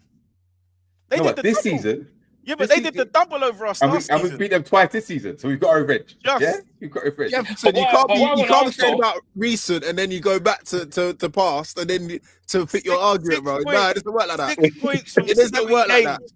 We are But what- rubbish. but- We are rubbish. 6 Hold on, points I from wanna- 7 games. but what I want to ask though is that have we truly been playing like a top 10 team for the whole season? No. Now, just be honest, like We don't don't lie to yourself deserve to be in in the terms top that we 10. play. Like, and I'm talking about watch the minute from minute 110, minute 90. Have we as a team been playing like a top 10 team all season? No, but what I will No. say is, Lost more no, than but we've what we'll won. say, that what we all agree that Eddie Howe is a 1 game a week manager. Yeah, yes or no? What does that mean? Yeah. People are Well, making no, that. hold on, hold on, no, but- We had No, Alexander but- Isak. We Can I had finish? Alexander Isak. Wait a bro. minute, let me finish. Right, what I'm trying to say is, yeah, 1 game a week manager with a full strength squad, right? With a full strength squad, I don't care what anybody says, we are better than Fulham. Yeah, we are better than Fulham with a full strength Bruv, squad, we right? don't have No, let Alexander me Isak. let We me can't finish, score bruv. Let me goals, finish. man. Let me finish. Wait a minute, hold on, dog. Let me finish. Yeah. All I'm saying is, 1 game a week, we've seen what we can do. Yeah, I'm not saying we're a great team, but those teams that we're playing, apart from Arsenal, we are better than. We are better than those teams apart from Arsenal. So I think we will beat Fulham. I think we'll get a point. We could get a point against Arsenal, and I think we'll beat. I'll get a point against Palace, and I think we'll beat 1 more. Whether that be enough to get top, I think that should be enough to get top 10 because some of the teams will lose anyway. D-man, quick question though, yeah? Oh, yes, I believe we have a better squad than the majority of these teams as well. However, it depends on how the manager deploys his players. Yeah. Do you believe True. that with Gordon up front and Watermada at that 8, that we'll get top 10 this season? Well, he's not going to play Baltimore in 8 when Bruno's back anyway. He's not. Oh, well, Bruno okay, Tonali, Joe when do Linton, you and Miley. think... Hold on. With Bruno Tonali, Joe Linton, and Miley back, and Ramsey, he's not playing Baltimore in the 8. He's not. He's not that stupid. Okay, then He ain't that stupid. Yeah. Okay, He's not. when do you believe he's going to change it whereby he's going to, because at the end of the day, we know what's going to happen. It's going to be Barnes, Gordon, and Elanga, or maybe Murphy. Do you believe that's going to be the front 3 that will deliver us to the top 10? No, but I do believe we will see a striker up front before the season finishes. That's what I believe. Yeah. I hope so. And I think that should be enough to get us top 10. I'm not saying we're going to finish 7th, but we will get Why top are we 10. struggling for top 10? We're not that bad, brother. We're not. Guys, You talking about we're Tottenham, bro? Buddy, I told them I on We have 7th. conceded 45 goals. We've only scored 44 Brother, goals. we're not relegation zone, man. You talking about celebrate? We are Listen, come on, man. team, bro. Jefferson, you're going over the top We now. are Come Okay, on, but bro. 40, give me 5 games where we've played well, start to beginning, and we deserve the win. I know. Five games. Listen, I I know knew Brad would we've clock been onto up that, you at know. the I same knew Brad time. would clock that. This guy's fighting for his life. He's fighting for his, and this is what I like. We put him under pressure because the last time we put him under pressure, he turned up. So again, in order to get the best out of this team, we're putting him under pressure again. So I don't think we're gonna be struggling against flipping.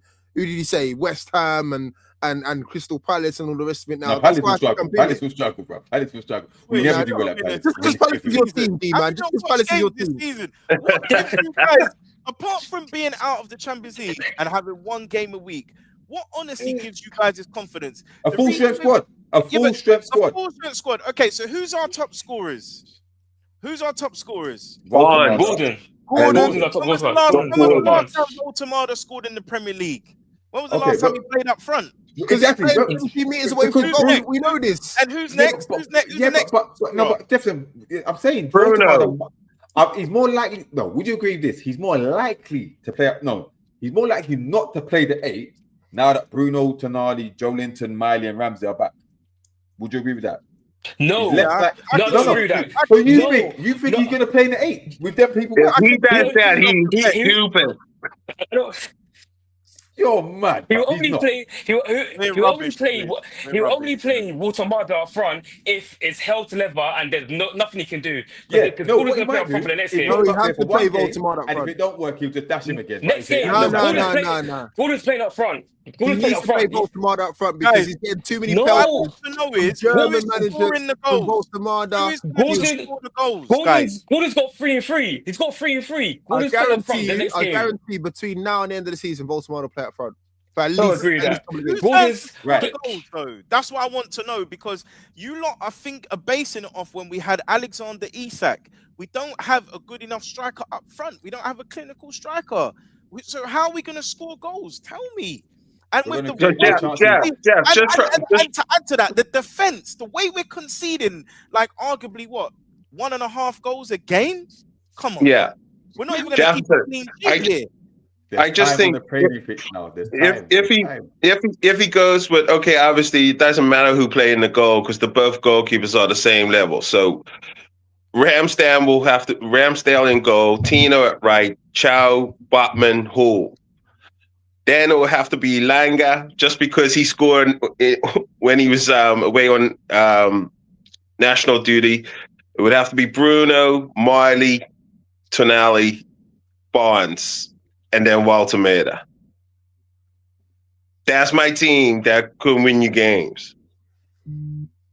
I agree.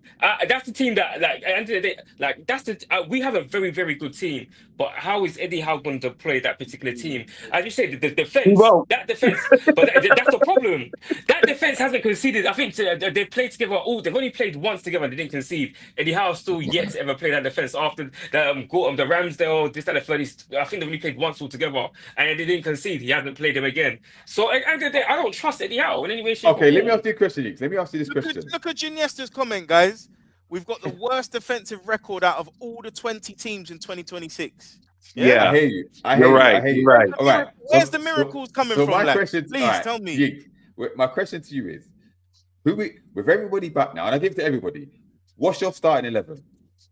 My starting 11, Yeah. it will be the keeper's a bit difficult, but I just have to give it to Ramsdale. Obviously, Hall left back, Chow centre back with Botman, right back Livramento, in midfield, Tonali, Bruno. I'll have to go Joe Linton for now. Preferably, I could pull out Joe Linton and put Miley, but I'll probably go for Joe Linton now. And up front will be Voltemada as our striker on the left. On the left, I'll probably give it to Barnes, and on the right, Elanga. Okay, big up Smokey, by the way. He said, I've checked out this season, waiting for change. How let me down. Yep. Now I'm creating my own Newcastle football manager. I love All right, that. 40, your starting 11. It's quite similar to everyone else's, to be fair. So, Ramsdale in goal for sure. Livramento, Livramento, Chow, Botman, and Hall. And then, what we saying? Midfield 3, Tonali, or you know the 3, Tonali, Bruno, and Joe. And then on the wings, and this is what I'm saying, on the wings, I'm going with Elanga one side. Beg your pardon. I'm going Barnes one side, Gordon on the other side, and Voltemada up top, man. I really think he's gonna try and persist with Voltemada because he knows he's under pressure. He knows he's under pressure. He's not got the whole I've got the back end of the board. I think the comments from David Hopkinson was quite telling, the fact that, you know, he doesn't know his stance per se, where to stand. So again, that kind of, I read in between the lines. And then B, he's been getting pelters from the German manager and from Voltemada. For Voltemada to come out and say that's quite brave of him to say the whole playing 70 meters away from goal sort of thing. And that's obviously that's been echoed by his national manager. So I think he's going to try and persist with Voltemada and try and find a way of getting Gordon in those sort of pockets there where he was scoring goals and Voltemada in the same team. You know, we have to persist with him. One of them's got to go by the end of the season.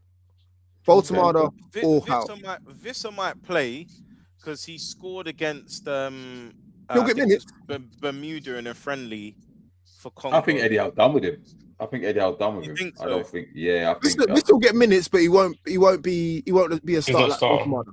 Yeah. So does that mean he was a club signing and not an Eddie signing? I think he probably was an Eddie signing. I think the whole body language, the whole like in the Sunderland Post, the whole apparently looking lazy, overweight, and all that stuff. I think Eddie Howe might be done with him.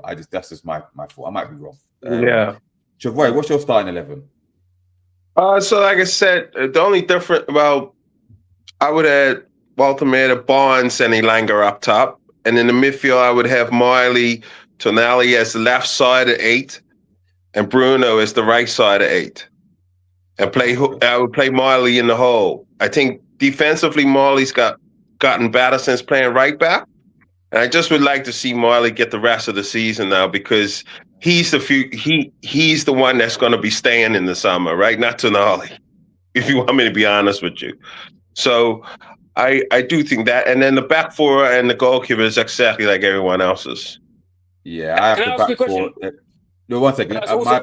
My back four is the same, but I'd have Bruno, Tonali, and Ramsey in midfield. And then because of the way Ramsey's been playing, and then I'd have probably Gordon, Voltemada, and Barnes on the right hand side. Yeah. But we've got. Listen, you mentioned Miley, you mentioned Joe Linton. We've got options in midfield. I think that's where we need to improve significantly because that midfield gets cut open, gutted like fish every week. Yeah, Ramsey has to play. Ramsey has to play. He's been. But this is the question. This is the question for you guys too now, right? Like we were just talking about Trippier, Wilson, all of these players that we should have moved on. We got to seriously think about moving Joe Linton on in the summer. Yeah. Seriously. He's seriously. You need to think about it, buds. The man, I know I definitely wouldn't. The man's going to be 30 in the summer, right? Or he is 30 now. It will take like 40 to 50 million. There was rumors that 50 million teams looking at him, Atletico Madrid looking at him, teams like that. I know he's a big Barcelona fan as well, but Saudi clubs out there. But if we hold on to Joe Linton now, then where does that put us in the future for selling him on? And he's one of our highest earners. He's listen. 140 grand a week. If Howe sticks around, then he's sticking around. Trust me, because we are poor. We are very, very poor at letting go of players. Like I always harp back onto the Willock one. Willock, we should let go 20 million quid. We're not going to get that again. I'll be very surprised if we let go of Joe Linton. I kind of agree with you in a sense, but again, he's one of the last ones to go, if that makes sense. Like I hear you in the sense but I think he's one of the last ones to go. I think there'll be a lot more going ahead of him. But that way. Just to add, when injured, he gets injured too much. And when it comes to Linton, we have to also like.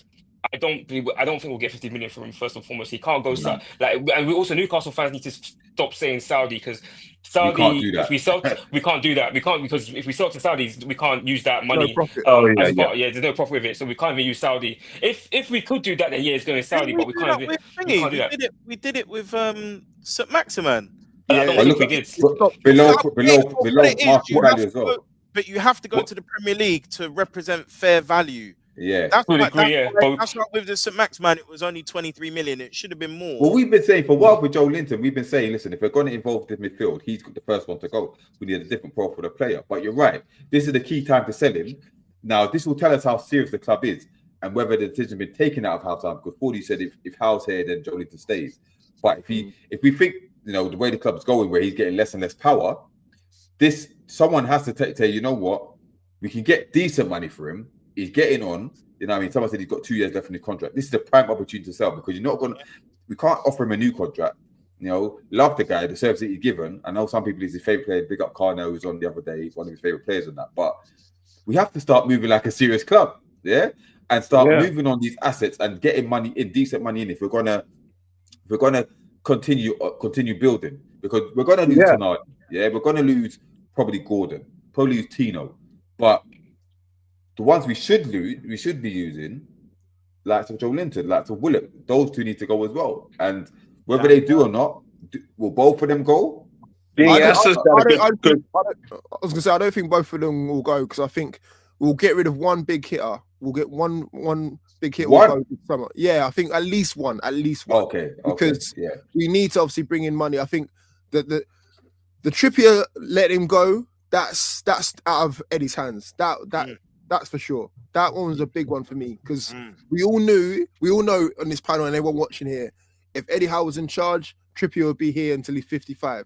But again, for him now to be leaving at the end of the season on a free, that's taken out of Eddie's hands. So again, things are changing. You guys are right. But the Joe Linton one, I hear you in some respects, Ravoy, and all the rest of it now. But at the same time, I think he's further down the pecking order. I think if we can get rid of Tonali and get a good 80 to 90 million, that can help fund the window more than Joe Linton. I think we'd max out about 35. Let me get to some of these comments quickly, because Brant said, agree, time for Joe Linton to go. I think a new manager would do it. Giniesta said, Joe Linton and Barnes in the same boat as Tino, 2 years left of the deal. This is our last chance of extracting maximum value for the trio. Indeed. William said, 2 years left of the contract. And then big up Smoke. Smokey said, I would rather keep Joe Linton as a squad player, but wouldn't be told him due to his age.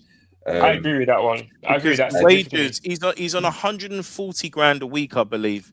So if a new manager comes in, they're going to be looking to clear the wage bill to bring in new players. And, he's at the right age to sell. He holds value still, because he's technically still a Brazilian international. I think we could get 25 for him at least. I just want to ask a quick question, though. Like, we have the last 7 games, Who are the players in the squad that are fully committed to Eddie Howe? That are fully committed, that you can't see them weighing or leaving. They won't leave in the summer, that they're committed to Eddie Howe. Lewis Hall, Dan Burn. Jacob Murphy. All the English players. Trippier would have been one. I wouldn't put Miley there, because I think Miley will be okay, Eddie Howe in or out. I'd say those three. I'd also say maybe Bruno Guimaraes. But I generally believe that I think Bruno probably loves Eddie Howe through what he's done to his career. Maybe Newcastle fan throughout now. He's an adopted Geordie. But I generally don't believe these players have it within their heart to care for Eddie Howe to the point where, like, I'm here, I'm gonna protect your job, Gaff. You know what I mean? Like, I think at one point they'll be like, I could care less. You know what I mean? It is what it is. I know for a fact. Because a lot of them, if their contracts are big, like Elanga to a degree, I'm going to be here next year. Wissa, I'm going to be here next year. Waltermada, to a degree, like, you've taken the piss out of me. I can understand why he wants Eddie Howe to go. Barnes probably can't to a degree. Barnes probably like, bro, like, this man taking the piss out of me. You know what I mean? Because imagine being Barnes is like his friend or loved one. You're like, bro, your man's actually taking the piss out of you. Gordon, he's quote unquote ambitious, so he doesn't give a damn. He knows he's going to get a bigger, or he's going to try his best to force a bigger move. I genuinely don't believe the players in the squad at this moment of time, like they were probably maybe last season, have the allegiance to Eddie Howe as they once had. That's hence why I'm like, I don't think we're going to do too well. They're not going to die for the manager, except for maybe Burn, maybe Pope, even Pope won't. What about the ones that he managed to get them in England call up? Paul, Burn, Gordon. D-Man. So how many of the... Well, it's got 5 here now. Who honestly think Eddie Howe going to be the manager next season then? No, he can't be. No, who honestly out of us think the manager's... He's going to be here or he's not? No, I think this because I think we're not going to finish top 7, I think he won't be. But if we get top 7, he's not going anywhere. I don't even think 7th is good enough, D-man. I think he could, even if he got 7th, I think he would get sacked. I really do. Because it's a maths equation. This guy's a commercial guy. He's looking at the numbers. Conference League doesn't bring any money into the club. Yeah, but also, I always go back, it's the product on the field. At this moment of time, how does Eddie Howe do against his his classmates or the people around him, other managers? Is he able, like, there's so much more depth that you have to look into this. And also, you have to judge it based upon, okay, cool, the amount of money invested into that particular squad, are they performing to the rate as other teams that spend that much money? And to a degree, no, we haven't. Again, we lost to Sunderland twice. And it's not like we play them out the park. No, they beat us, and they beat us well. There's so much, and it's not like we have an injury-riddled team where you can, give them context pertaining to the season. You had Champions League, everyone's injured, cool. Like maybe 2 seasons ago, but this season, like, he's been out strategizing on multiple different fronts. So And the just What do you Barcelona think of result 40? was an embarrassment. What do you think, 40? I think he's gone, man. I think he'll walk away. I don't think he'll be sacked. I think they'll do Right. the honourable thing, similar to what we did with Bruce. Remember, Bruce didn't get sacked. He kind of Yeah. was it mutual consent, that one? Yeah. So Yeah. I think he'll walk away in the summer, and again he'll still walk away with his legendary status intact. Sorry. So I think that's Yeah, the one. I think it's, I agree with you, because if if the summer needs to be a rebuild, then you can't have the manager who messed the fast bill up, like the fast statue. You can't have him taking over a rebuild. You know what I mean? I asked before they ask you as well. So, do you think that the board are already putting the feelers out for a new manager? Or Yeah, they're I waiting think so. to see where this goes. Yeah. oh, Definitely.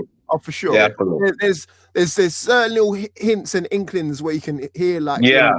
Eddie Howe. He said stuff like, I won't be around to see the new training ground. When he said that, you can see some of the like I said, the Trippier move. That's definitely not what Eddie Howe would have done. That's taken away from Eddie Howe. Even the signings as well. Like, we're making signings before the window's even opening. I know it's only a 16-year-old. This is what I'm saying. But again, signings like that we weren't doing before. We weren't making those signings ahead of schedule, and we weren't looking towards the youth. Now we're going in a different direction, the Ross Wilson direction, where we're bringing in youth. Again, this Martinez guy, he might not even touch the first team, but again, what we'll do is we'll sell him on at a profit. Again, similar to what we did to Yakuba Minter and signings like that. That's the new model for us. So what you're saying is, with the sign that we're moving like a serious club. Yeah, we're starting to move like a serious club. We're trying to maybe adopt this Brighton model, the Brentford model. We don't know, but it seems like we're taking a different approach. Which is a different approach. Rather than saying a serious club, I still think we're serious regardless. I still think we're just going down a different route rather than doing the whole. We can't have a window like we did last summer. That's it. Yeah. So we're going down a different route where we're planning ahead, and again we're making club signings rather than Eddie Howe signings. So again, whoever comes into this role will have to deal with what the club brings in, similar to like what Chelsea does or whoever, where they make club signings rather than Eddie Howe signings. So again, the club will be sustainable regardless of who's going to be at the helm. Just no more. We're just on 27 likes. Let's see if we can get to 35 likes within the next 10 minutes. Up, people. Smash the like button if you can. Be much appreciated if you haven't done so already. Just quickly, what do you guys think about this new sponsorship deal that we've got, the KNOX deal? We supported $6 million a year. What you got? Jeff, what's your thoughts on it? I was gonna say, yeah, it's a step in the right direction. People might lowball it and be like, it's only 18 million over 3 years. Listen, it's 18 million that we didn't have 2 weeks ago. We got to start from somewhere, And again, we're making the most of what we've got around us, rather than charging the fans. And I get it, season tickets go up, price of inflation, all the rest of it now. But we're making the most of what we got around us. The training ground was doing nothing. No one has no real ties towards the training ground. It's a training ground. It's not the stadium. And again, to rename it, it's not really going to have anyone crying over it. So again, that's 80 million pounds that we can either put into, PSR issues or flipping upgrades into the squad or whatever. So I think it's a step in the right direction. What we want to go for now, or the new contracts. What I want us to see us go for now is obviously see if we can replace this bad boy, Seller, across the chest. See if we can upgrade that. Well, there's a rumor, isn't it, that's going to become the training kit sponsor, isn't it? Yeah. And then Saudi comes in. 25 million a year, that's the reported figure, 25 to 40. Something like that. But I like how we're boxing smart now. When we sold the stadium back to ourselves, we're boxing smart, we're boxing clever. What did I say, lads? This is what I'm saying. This is what I said. We're trying to I definitely agree with you, but it is what it is, 6 million a year, right? Don't turn your eyes off it, man. Don't No. I definitely not. you know, and I like that Hopkinson done tap into the American market also, you know, because that's where the money come from too. You're getting in an American market. And then also like maybe the 3-year deal is a long enough deal so that the new training ground can get announced, and then us can get a bigger sponsor for the new training ground. So I all for it. I all for Salah going to be on the tops also, and I also looking at going for someone, you know, to take over our shad sponsor next year, because our shad sponsor definitely, we need to start getting big time money for that. Even in the summer, I'd hope we can get some concerts in there or something like that. We need to make the most of that stadium. That stadium's just doing nothing, you know, most of the time. It's what, Sound Fender gigs and that's it. I remember when I was living up there years back, I went to a Beyonce concert. And I know it's across the road, but I went to a Beyonce concert at the Stadium of Light, and even they're making more use of their stadium than we are. You know what I mean? It's no way we can have a big old stadium, 50,000 seaters, and we can only use it, only during the season, that's it. A bit of we rugby. need to make the most of it. Come on, man. Yeah. Okay. Well, let's get to back to matters on the pitch before we come out of here. We've got Palace coming up, right? Oh, it's KNOX a South African company. I just saw a comment. I thought they were American, weren't they? I thought they was American. So I don't know. I don't know. Well, Duplessis was an American South African fighter, but KNOX Hydrate. It's KNOX Hydrate. Yeah, I thought they were American company. South African, it seems. Oh, interesting. Okay, but yeah, like I said, we've got matters on the pitch now. We've got Palace coming up, right? Yeah, South African. How do you with the players coming back? Do you expect a complete change in the lineup, Yinks? No, I think it's going to be the same.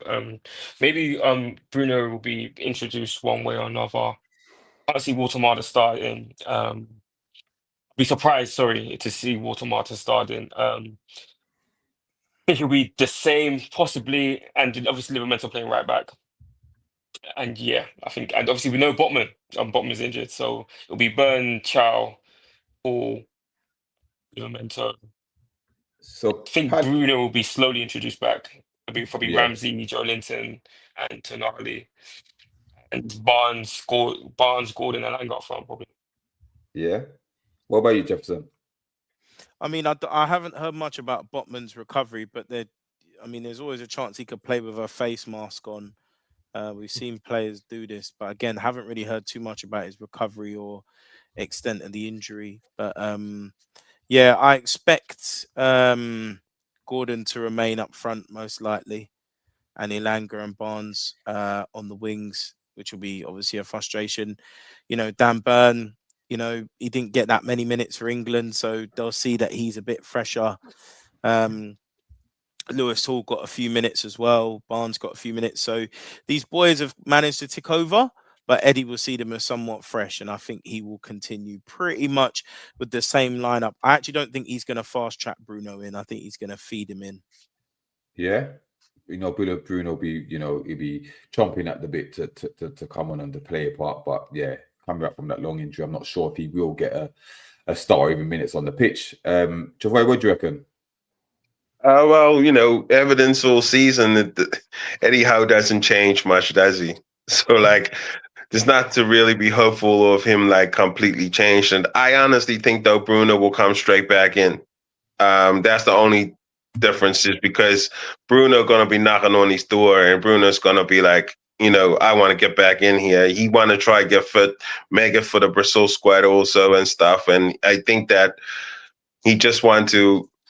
I can see Bruno being angry at the fact of the Sunderland loss again and stuff. So he'll want to get straight back. Don't you think he given the personnel that was put out against Sunderland and the performance that we put out, he might just try and make a few changes because they were so diabolical on that day? Do you not think? Or do you think he give them another chance to prove themselves? Given the fact, no, it needs Bruno back in there. It don't matter to me. The man is the captain of the football club. He'd be knocking on the door and saying to Eddie, "Listen, I ain't playing. I need to be playing against Palace." You know what I mean? So is Miley ahead of him fitness wise or no? I would have. I think Marley's ahead of him, eh? He Yeah, might, I would have if thought if so. he's fit, he might maybe bring him, but bring Bruno on as a sub. See how it Yeah. goes. I do wonder if Ancelotti would have been in the ear of Bruno, saying, "Take it easy, because we need you. You're a starter. Don't rush back." Because if he gets injured again, that really Yeah. might be curtains for his World Cup.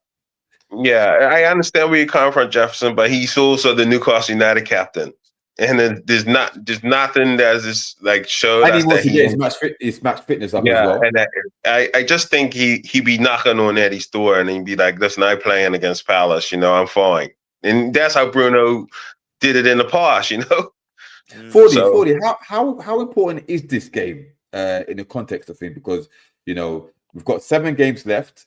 We still got a chance of making European football. Palace are only 3 points behind us. If they beat us, then they're level on points of us. How important is this game in the context of him for Eddie Howe, do you think?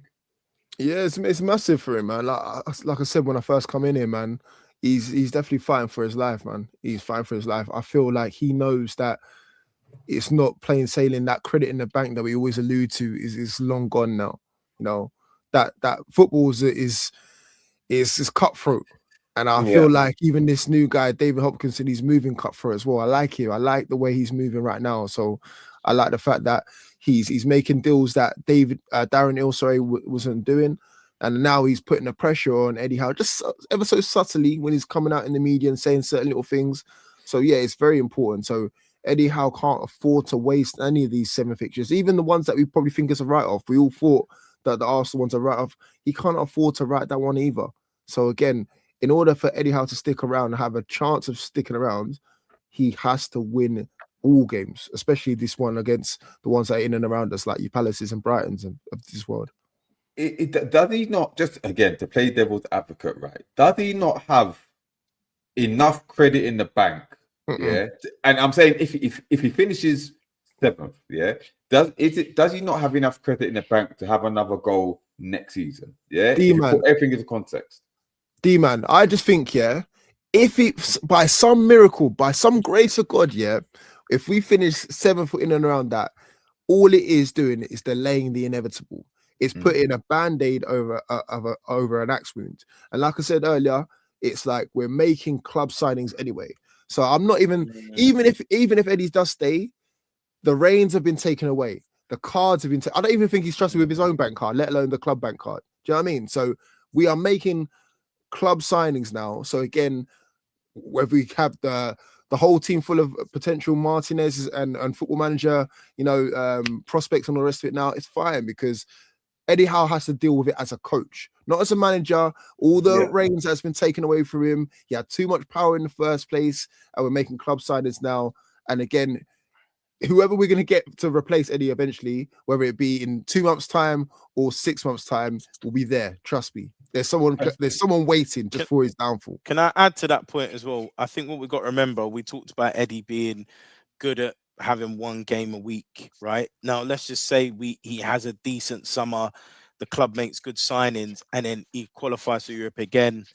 We've got into a cycle of where it's not a 1-year job, it's a 2-year job extension, which means in terms of Hopkinson and his target, you're then into 27, 28.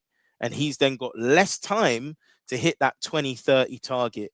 If he makes the move now, he's got more of a chance of reaching it. If we get an elite manager in, we make the right moves, we will be challenging potentially at the higher echelons in 3-4 seasons time.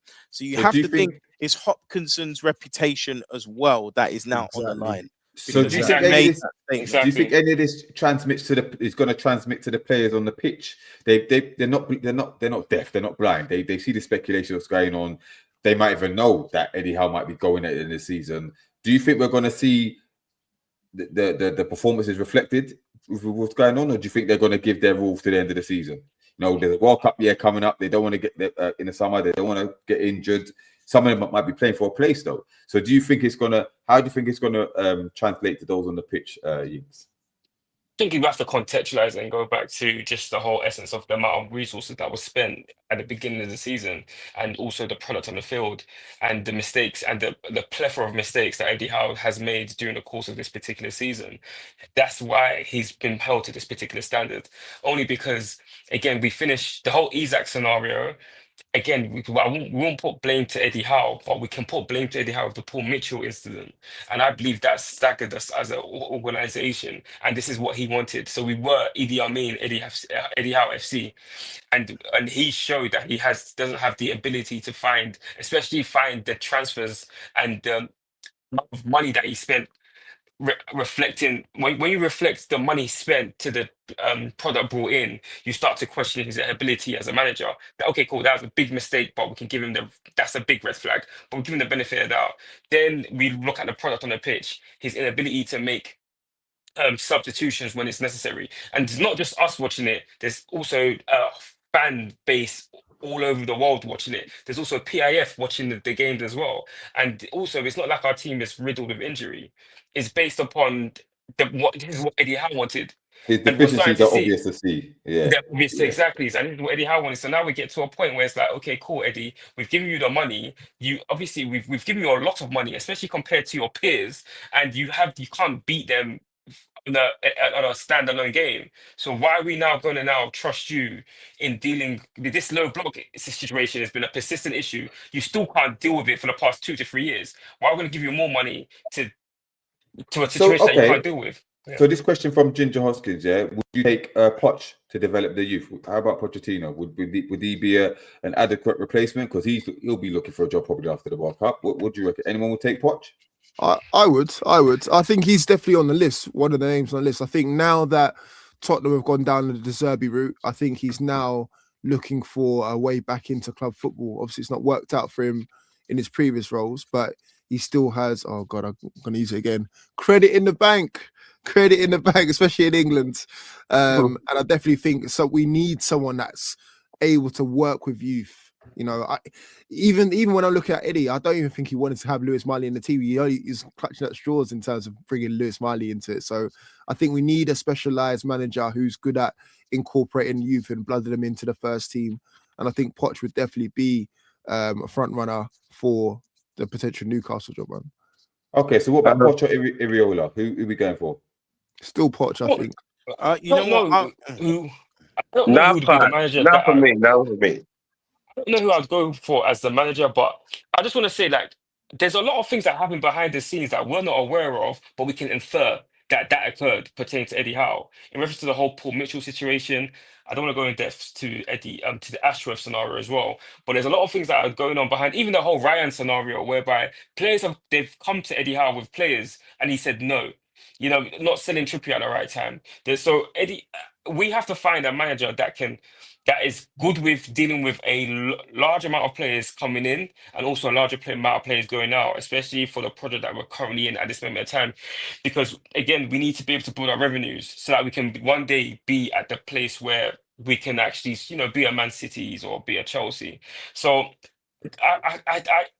we need a manager that can strategize against a multitude of different teams, have a multitude of different formations to play against a multitude of different teams, and that can also play 2 games a week. And Eddie Howe hasn't shown himself to do that at all. Yeah, I'm going to come in there. I'm going to come in there and say, for me, the option, and we have to watch the Manchester City situation, is Enzo Maresca. It has to be, in terms of the description you described, it's Enzo Maresca. Now, people might not be happy with that choice because, they might not think he's got the credentials, but Eddie won the championship. Enzo Maresca won the championship in his first year in managerial football.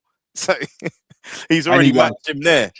Bigger trophies. And then he's won the Conference League, which is a continental trophy, right? And that shows that he's been able to manage the squad 2 games a week. He brings through the youth. We've talked about bringing through the youth for Pochettino, but on top of that, he's been schooled by Pep. So in terms of the actual patterns of play and style of football, the team will learn how to play possession-based football. So he ticks all those boxes for us. Because the situation with City is we don't know. They might have this minus 60 points deduction. People are saying he's pretty much done deal, going to go City. I don't know about that. So but do you think, Justin, I would go for Maresca. Do you think? I mean, I think that's a decent shout. But do you think? All right, in a situation where Howe leaves at the end of the season, and we might say this mutual thing, but it comes out that he was sacked, right? And Maresca joins. do you think that the majority of fans will give him a fair crack at the whip? Because I still think that a lot of fans will be so upset with Howe leaving. Yeah, that I was going to ask a question earlier, actually, to say what are the Colties going to do when Eddie leaves? Because they support Eddie, they don't support Newcastle United. Yeah, I agree. So what's going to happen is there's going to be a lot of, if Eddie was here, that wouldn't have happened. If Eddie was here, he would have done that. But they're going to have to get with the picture. I mean, I've never seen devotion to this level. I mean, we thought it would be tricky after Rafa because there was such loyalty with Rafa because Rafa stayed with the team even though we got relegated, right? Which showed a lot of loyalty, but that was soon forgotten about as time moved on. With Eddie, it is very Colty-like behaviour. And do you know what it is? I hope they get behind the new manager. Do you know what it is? They are scared of failure rather than looking at the opportunity of success. It's You know what it is, D-man. It's scared of change as well sometimes as well. That's what I'm saying. It's like we're scared, well, not saying we, but certain Newcastle fans are scared of change and they love hard as well. Do you know what I mean? Like, that's the reason why as soon as you get drawn to this club, people stay. Eddie gets it. You know that's the phrase, isn't it? And I hear it to a certain extent, but sometimes we have to move ruthless. That's the reason why I like this David Hopkinson guy, because he's not from the area. He's coming in colds. He's straight business like, and that's it. He's not like I was once upon a time from the area. He's not drawn to it that way. No, he sees it as a job, and his job is to get results. And this is what the fans have to do. From Real Madrid as well. Yeah, but from Real Madrid. The fan base have to come up with this. They have to have some sort of detachment from the manager, detach your emotions, because but they can't.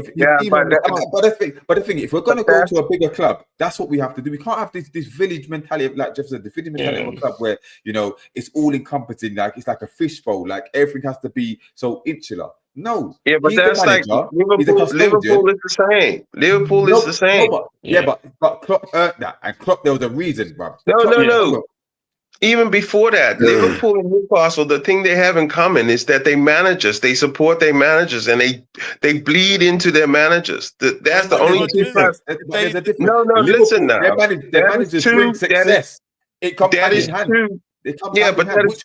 Which manager of Liverpool has been unsuccessful and they've been so loyal to him? No, but you look at the way they treat their managers. They bleed into hard. They do, but they still expect a certain level of success. You know what I mean? Or certain level of the way you play. Yeah, but Liverpool can give them success.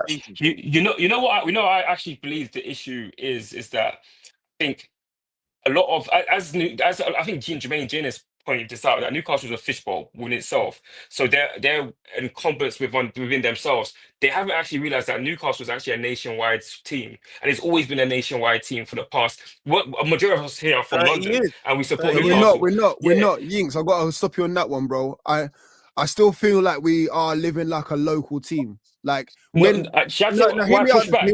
I do regular streams here, and this is my experience anyway. It might be different to everyone else, but I do regular streams, and people still can't wrap their head around the fact that we're Londoners, or I'm a Londoner, sorry, and I support a team that's up north. Whereas if you used to do that with Manchester United or Liverpool or something like that, and you still have a London accent, cool, yeah, Shall I push back against that? Is that I don't think we'll see something. We're all multicultural. I don't think Bournemouth have something like this. Never seen Southampton to the degree have something like this. Above them. I'm talking about top six, bro. Yeah, that's why I said no, nationwide. I think the top six are worldwide. I feel like we're a nationwide team whereby you will find pots of people in Birmingham, pots of people. I don't know why people have this aspiration towards Newcastle, but we all have that. So I see us as a nationwide team, and we're the best of the rest. And behind us is probably maybe an Aston Villa or West Ham to a degree. But because of that, we now need to become a worldwide organization. But we haven't moved out of that nationwide mentality. Yes, sir. Just quickly, sorry, we've got a Spurs fan in there. So big up Simply 206. He said, Spurs fan here, I would take Howe over De Zerbi. This guy is a nutcase. So there are fans that do rate Eddie Howe. And if you were to lose him, you know, because the talk from the media I is, tell you something. They don't watch us every week. There's That's a- why. there's a That's lot- why. there's a lot- Big up yourself. They Big up. don't Big up. watch us every week. That's why. There's a lot of fans. There's a lot of fans from like where I come from, St. Helena. It's all based around Man United, Liverpool, right? That's the two top clubs where I come from. Then you'll have your Newcastle, your Aston Villa, your Spurs. You know, you'll have a Wolves fan, a Man. I think we only got one Man City fan I've ever met from St. Helena. You know what I mean? But So that's why I have that. We're nationwide, no, but rather than yeah, just but that's local. what I'm saying. And then you look at it, but like Forty say, we have to get wild. You know, we have to get wild wide.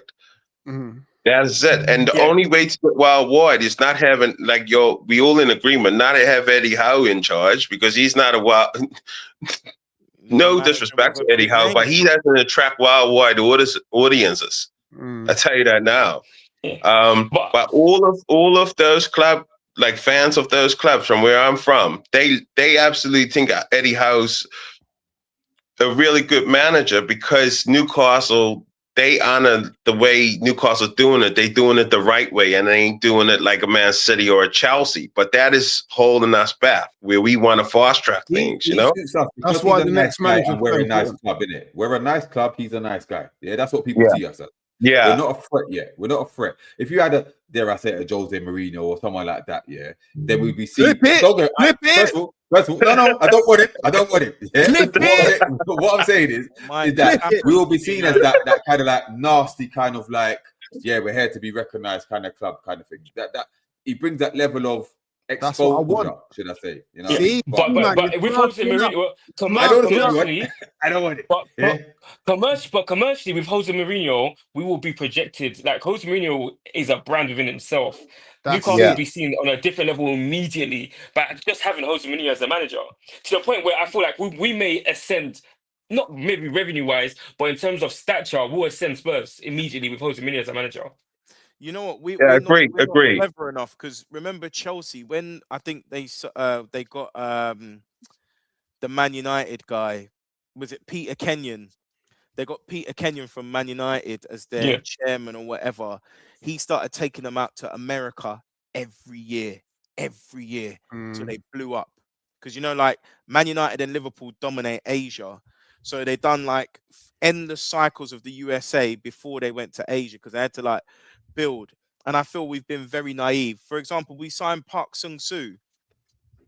Now, don't get me wrong, I'm not saying we should just play him so we can, you know, get support from that market. He's good enough for cameo appearances.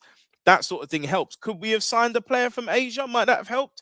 Did it help Spurs that they were able to sign Heung-min Son, you know, to get that exposure and support?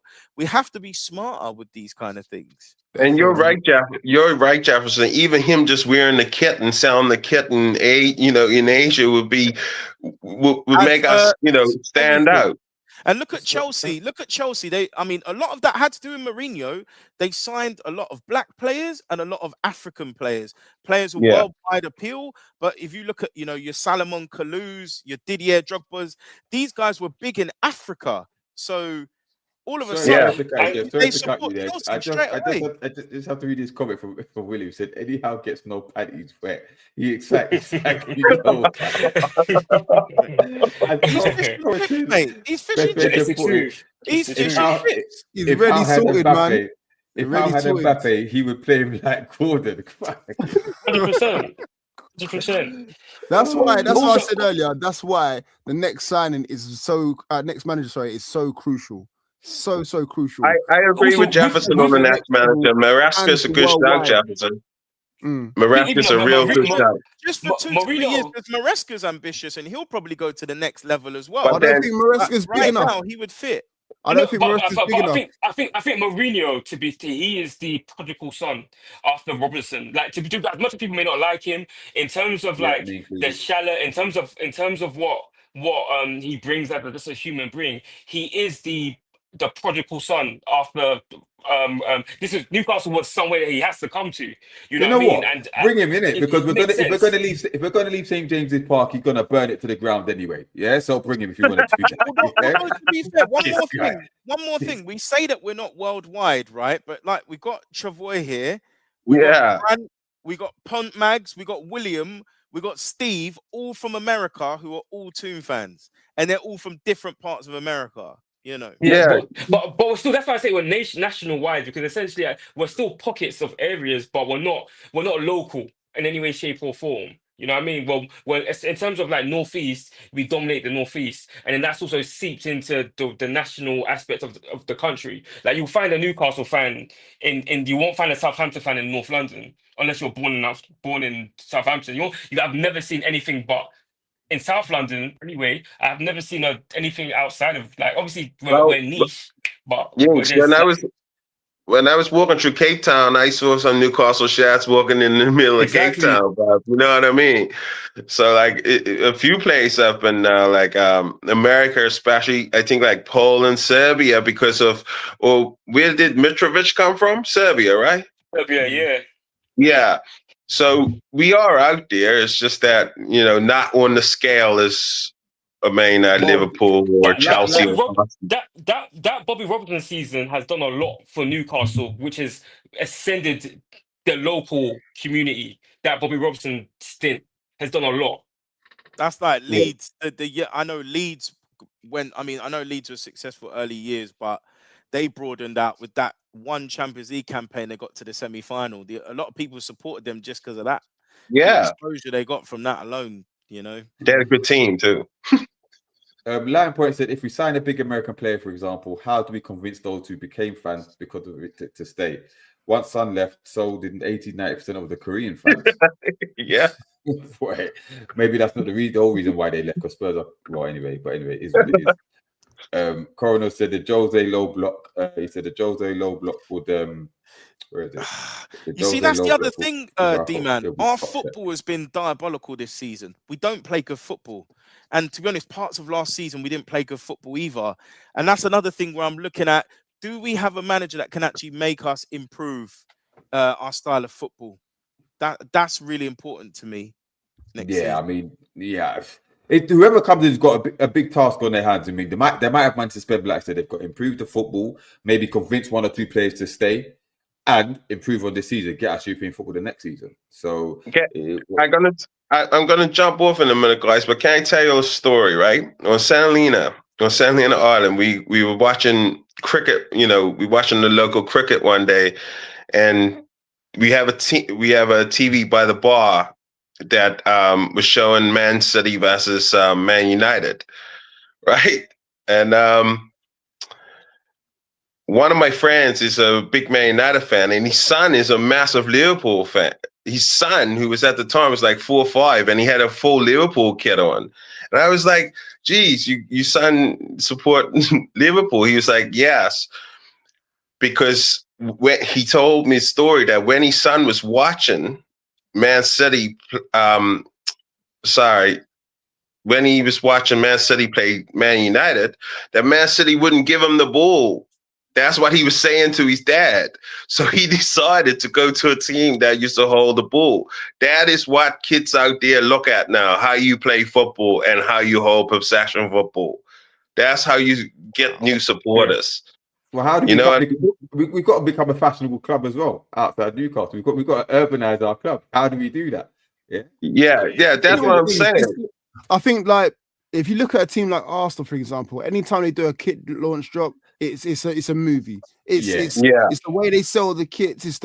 It's how they make it more fashionable outside of just going to a game, that sort of thing. It's making like it street culture and kind of breaking the norms. Like even sometimes our kits are so bland sometimes. I'm telling you, as much as people don't want to admit it, Isak brought a lot of swag and sauce to our club, bro. Yeah, and the moment that he left, boy.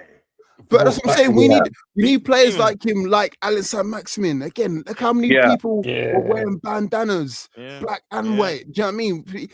This is the sort of players that we need to be excited to see. I remember growing up being a Newcastle fan, of course. I'm just like gravitating to those sort of players because those are the sort of players that you pay to You're see. right. At the moment, Remember, Gordon works hard. He presses from the front. oh, for God. This is what I'm saying. If I wanted to see a track star, I'd be watching Athletics, Get rid, bro. man. Come He on. He wore a headband. He wore a headband for a little bit, didn't he, Gordon? Nah, it's not the same. He changed his It's not the celebration same a little. sauce. His sauce is mayonnaise, bro. I want that barbecue, that Nando's, that sweet chili, yeah, petty. Come on, I want that different sauce, man. Come on. I still got friends today to say, "Oh, boy, when you're gonna get another, Ben Arthur or Saint Maximin?" Yeah. And all the friends of mine, we had that with Isak, bro.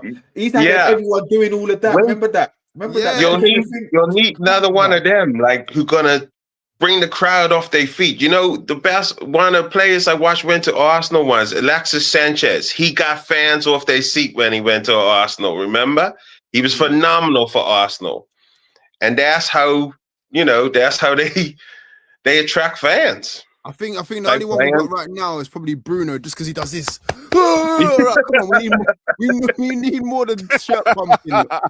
We need more than shirt pumping. Out of Total Recall, innit? Big up Wazza, big up Wazza in the building. How you doing, sir, man? Big up How you Wazza. doing? Listen, we're 34 likes, Wazza. Smash the like button. We need to get to 35 before we sign off there, man.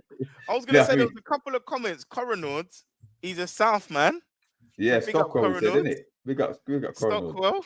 And then Ginesta makes a good point. He said kids also look at the table a lot. We got a lot of new fans in the 90s who were in a title race, and that was correct. I started to Newcastle in 1995. You're right. It helps when you're up there. Obviously, I like the style of football because the style of football was, easy on the eye. Do you know what I mean? Everything was great. We had swag. We had the kit. We played like we didn't care. We were knocking the ball around. Cuff raised a good point, though. He said this isn't just a Newcastle problem, though. Football is losing its icons and characters to system-based nonsense.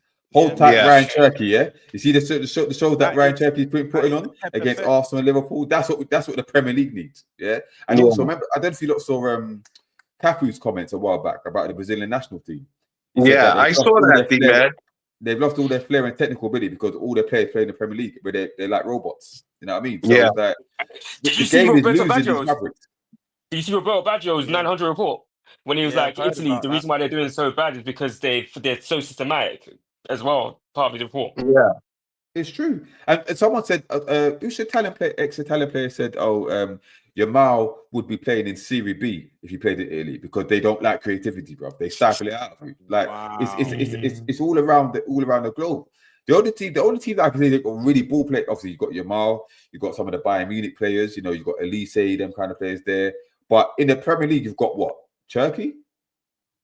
But you saw what Barca done to us. You saw what Barca done to us. Again. It will change. I just had this conversation yesterday. Name me three top players in the Premier League who can win the Ballon d'Or. None. Zero. And don't say Haaland. Please don't say Haaland. Zero. There's none. We don't have no players in the Premier League who can win the Ballon d'Or. If Arsenal win the Champions League and the Premier League, Declan Rice will be in that conversation. And I don't agree with it. I do not agree with it, but he will be in there. He will be in there. Because the Premier League will have a nominee in there and it will be him. It will be him. You know what I mean? So Vitinha can rip him to pieces. Vitinha's a real midfielder. 100%. But what I'm saying is if Arsenal win the Champions League, unless someone I agree with you, D man. Because you gotta win the Champions League to be in the conversation, right? Don't forget, Vitinha played for Wolves. Wolves. Yeah, he played for Wolves. Yeah. But speaking of, before we wrap up, we had the internationals and the World Cups coming on. Lewis Hall, shooting for left back for England. 100%. Nico O'Reilly is not a left back. He was constantly getting caught out. You can see he's a left winger. And I get it. He scores goals, but this is international football. You can see Lewis Hall technically is levels above him. In my opinion. Do the five that got called up? Do they go to the World Cup? No. I've got a feeling Burnham won't make it, but Tino, Hall, and Gordon will. I think Burn might make it. Burn might make it because I heard something like he's good in the in the dressing room. He's a asset, so yeah, probably go. I think a lot depends on if Harry Maguire's form, which is picking up, which is why he was recalled. Reece James being fit, because Reece James, although he's a right back, can play right centre back of a back three. So it depends on the formation. I think he's going to go for utility players. That's why I think he'll make the initial. You know, they do like a squad of 30. Yeah. But you know, when it gets cut to 23, he ain't making it because it's probably. Yeah. Could you imagine if Eddie Howe gets the England job? Stones, Maguire, Konsa, and Gehi. And I imagine that any of them. Imagine if Eddie Howe gets England job, man. He's he's bringing in Jacob Murphy. He's bringing in. Anyway, guys, I gotta head out. Y'all take it easy. Great show, man. Get the light, fellas. Take care. Special likes. We got. So, do you think? Just quickly, do you think? How do you rate England's chances for the World Cup?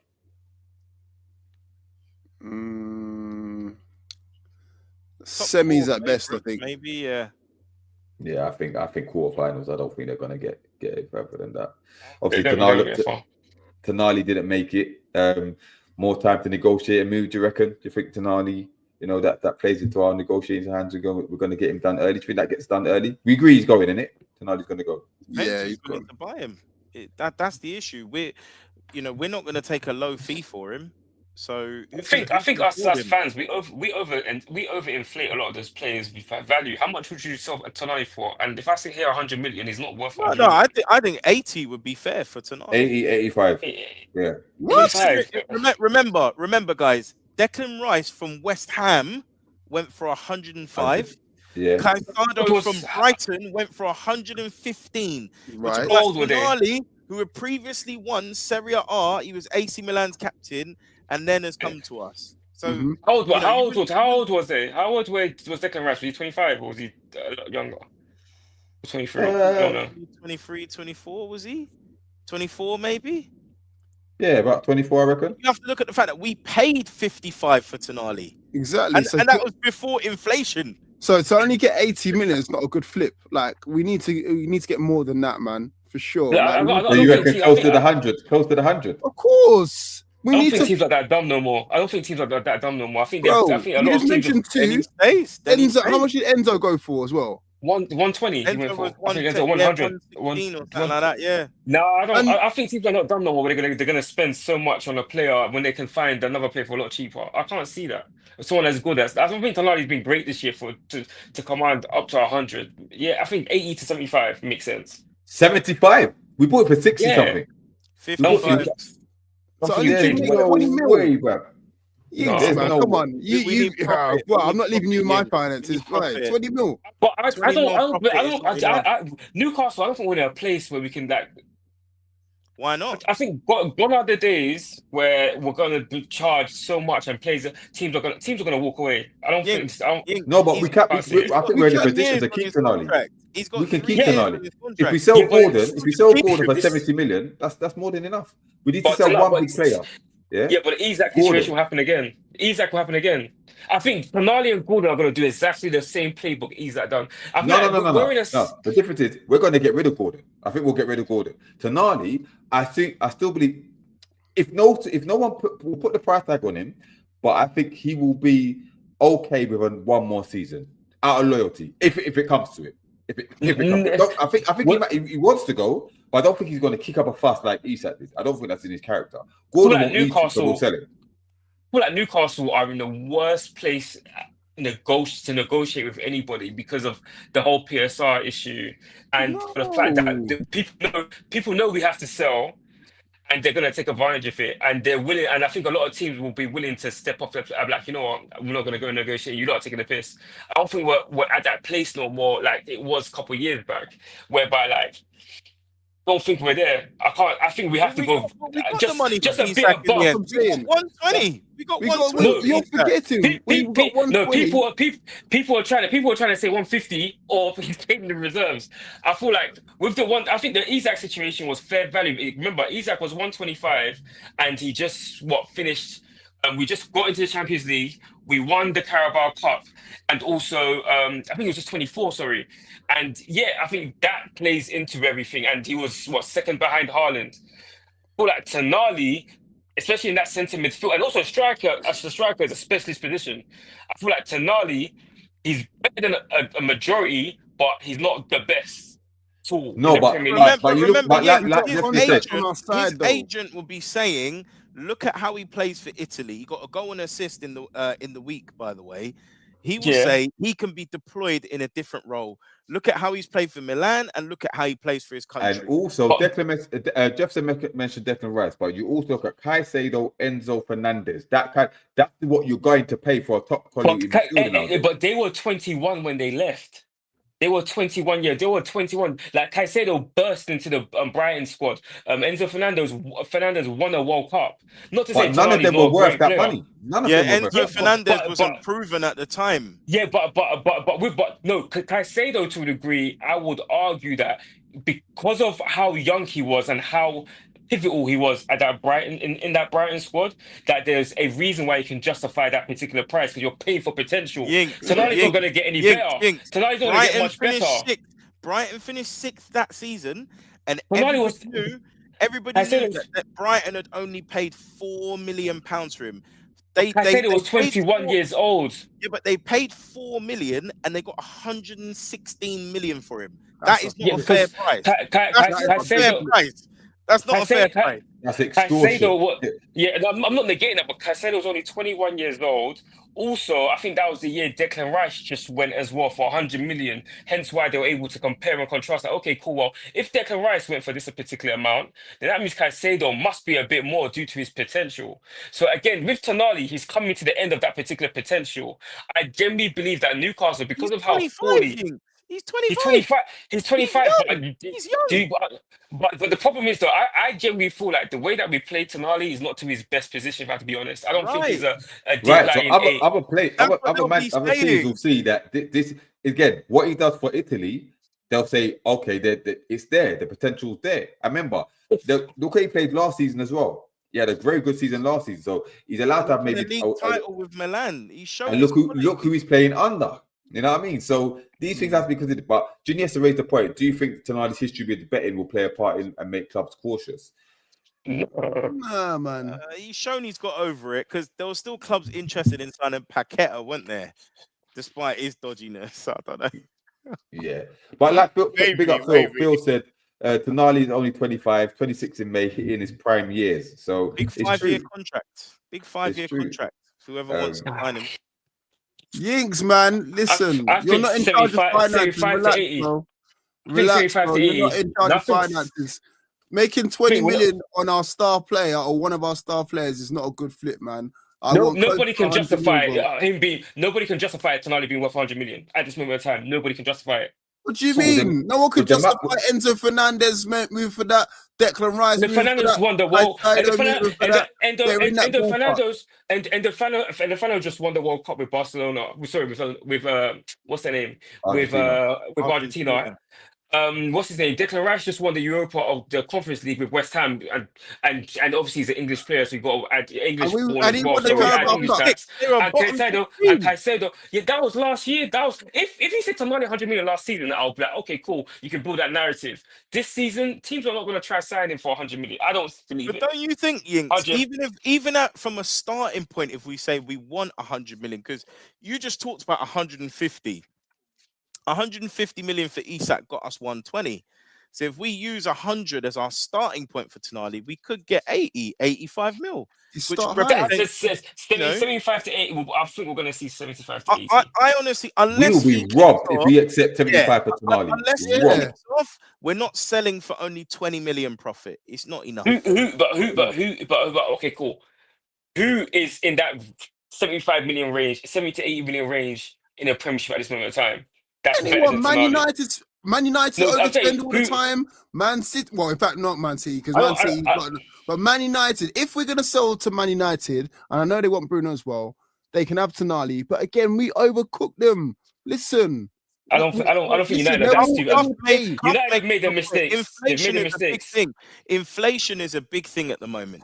course. These days, the average player is like 40 to 50 million pounds. Let me just read some of these comments quickly because big up Kana. Kana said we will want 100 million for Tonali. I see him staying at least another season. If Howe goes, it's going to be a lot easier to convince these kind of players to stay. Interesting. 40 Jonathan said hello. He said say hello. Man. Big up. And then we've got Cuff said, Rice and Kai said they've also moved 3 years ago. Inflation must be part of any Tonali deal. For those are nearing a quid now. It's true. Yeah, you're right. Man City, that's a good point. Phil said Man City need to replace Rodri and Silva. Rodri also, Bernardo Silva's leaving at the end of the season. It's been confirmed. Rodri, they're trying to offer him a new contract, but other clubs are interested. So, we saw Pep talking to Tonali, and there's a lot of speculation about he's been in his ear about this, that, and the third. So you never know, man. You never know. I think it'll be depending on where we finish first and foremost, and also I can't 100 million. I don't think. Porno said I'm starting to think Giggs is a double agent. Why are you underselling? Exactly. There you go.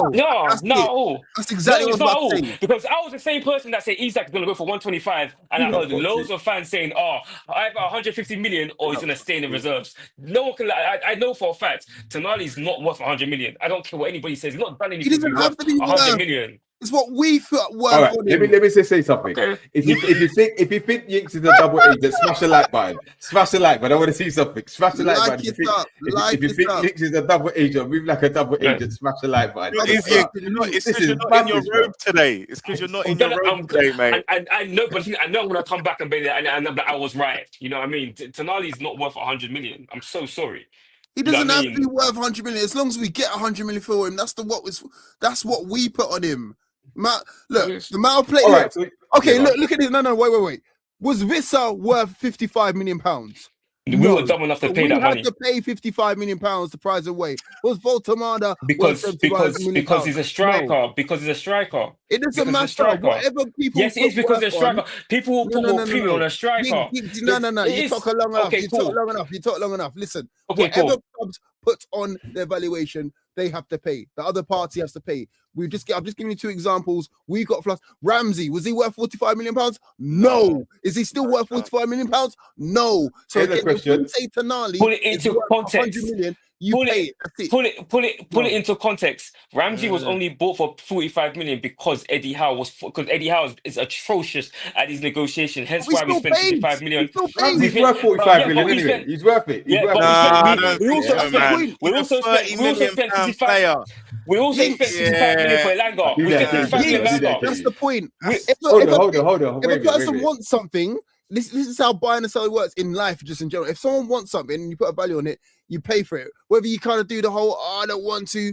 If you want it enough, you pay for it. That's it. Do you think Real Madrid will get bumped and we got bumped? Do you think Madrid will get bumped and we got bumped? Let me go through some of these comments, please. Big up Double D in the building. He said, no Tonali slander. Yes, indeed. Yes, Charlie. So Phil asked you, how much do you think Elliot Anderson is worth? The reason why Elliot Anderson is going for that particular fee because of his age. He's got the answer to that was 22, 23, right? And he's British. Hence why you have the British tax. It's always been like that. I'm not here to argue that. But at the end of the day, how much is he also worth? the plaudits. Elliot Anderson probably, his true value is nowhere near 80 million. Really and truly, that guy should go for at least 50 million. 100, Yinks. Yeah, but that's for 100. Yeah, but the thing is though, how much did Morgan Gibbs White was 60 something? Right? 60 something mil. Yeah. Okay, cool. So are we based upon if we put the age in reference to it and also put inflation into place as well, I would say maybe they might get 80 million, but again, and also one thing about Man City want him. I think who else want him? United want him. If there's multiple different teams, then they may get that particular money. But with Tonali, I can't see us getting 100 million. It's not fees. I can't just see it. I don't believe that For those in the chat, please smash the like button. We're on 42 likes. We want to get to at least close to 50 likes before we sign off, because we ain't going to be here for too much longer. But we're on 42. Man, I'm looking to go bed, brother. I'm telling you, bro. Me too, Let's go. Yinks is having a howler. Howler, bro. I'm not gonna lie to you. I'm not having. English tax is rule, and Anderson and Water most likely will go for a higher value than Tonali. Howler, bro. I also I believe the leverage of the agent is going to push him further. I think Wharton and Anderson are not going to force the move. Tonali will force the move. Hence why he's not going for no 100 million. Point I blank. don't think The he same way forced the move. Isaac forced the move. Tonali's already started to cause a little bit of issue, saying that, well, I don't know if I'll still be here next year. This, that, the third. We didn't get Champions League football. I generally feel like that Tonali He's will telling the force the move. truth. He can say all that, but the If thing no is, one pays we the in fee, our he ain't favor. going nowhere. He signed on the dotted line. He didn't extend his contract. So again, he's not really got the legs. It's not like we've got 1 year to go. We have to sell. It's a fire sale. No, we've got it. It's in our favor. We've done the right thing. I made him extend his contract. So again, if he wants to rot away, he can rot away. End of the day, now we put a value on him. If you really want him that badly, Manchester United, Man City, Real Madrid, whoever, flipping Royal Rovers, paid 100 mil. We're not going to go in Yeah, like, but there, we'll take but 75. Go on. We'll be there are nice. lows. Yeah, No. Tonali is not the best position at number 8. No, let's not lie to ourselves. He This doesn't season, have Tonali to has not been the be. best position at number 8. It doesn't have to be him. I think I Tonali would is a never phenomenal listen. player. I think Tonali is a If you're a phenomenal player. car I'm not salesman, arguing bro, it. you'd be But terrible, bro. based You on, don't. I'm not You're trying to not be. selling your. You got to sell the players, bro. I'm giving you the logic and reality of things. The same way I was the only individual that stood on the fact that Isaac is going for 125 and he went for 125, and everybody was saying, what, 150 or he's going to be on the reserves, and that never happened. Tonali is going to force a move, and he's already started to force moves. So at the end of the day, like us having this hope that, oh my gosh, that we have leverage in this negotiation, you're out of your minds. We don't have It no could flipping be. leverage when it comes to Tonali. Hold on. So it could be a situation where even if we ask for 90 or 100, it might be 60 million plus a player. It could be. I'm not hating. It might. That's more I just likely. don't But see again, them deals happening anymore. I can see. But I can see. I can see. Sorry. Imagine if we sold them Tonali, but we got like Yildiz. I can see Tonali saying, or we got Conceição because we needed a right winger. Do you know what I mean? Because that would It kind of could be make that. it 90-ish million, you know. But I can see Tonali because of the position Newcastle are currently in terms of we have to sell in order to bring in players. I can see Tonali using that as leverage. Like, yo, listen, United ain't gonna pay 100. City ain't gonna pay 100. I don't believe I'm worth 100. You lot said I can leave in January. Please let me leave. I've done my obligation and I want to go. Like, I've done all I can do. The max that they'll pay is 85 million. Let me go. And Tonali has all the leverage, just as Isaac had all the leverage. I genuinely thought initially that 3 years left of his contract, Isaac ain't going nowhere. He had all the leverage to the fact where we had to sell him. Newcastle ain't that team where we can be like, well, you know, we're gonna hold you for ransom. It's not gonna happen.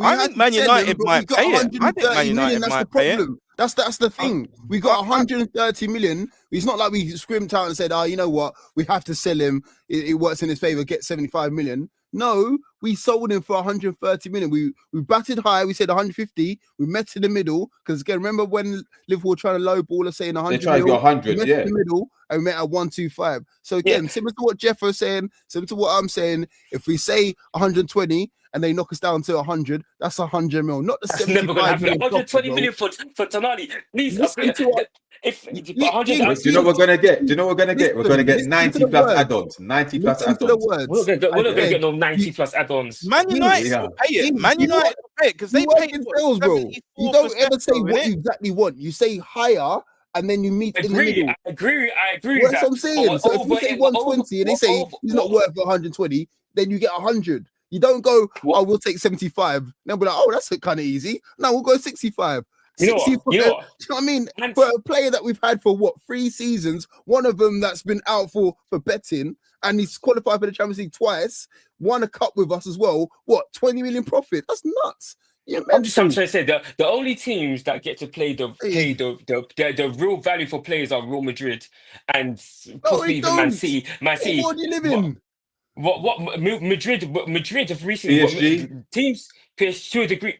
I have to look through. I haven't seen PSG transfers, but I don't believe Newcastle are at a spot where we have leverage to tell Tonali, listen, you're sitting on the bench. Well, if we don't get 100 million, I don't see. Brighton held out for what they Newcastle. wanted. Jinx, Brighton held out for what they wanted.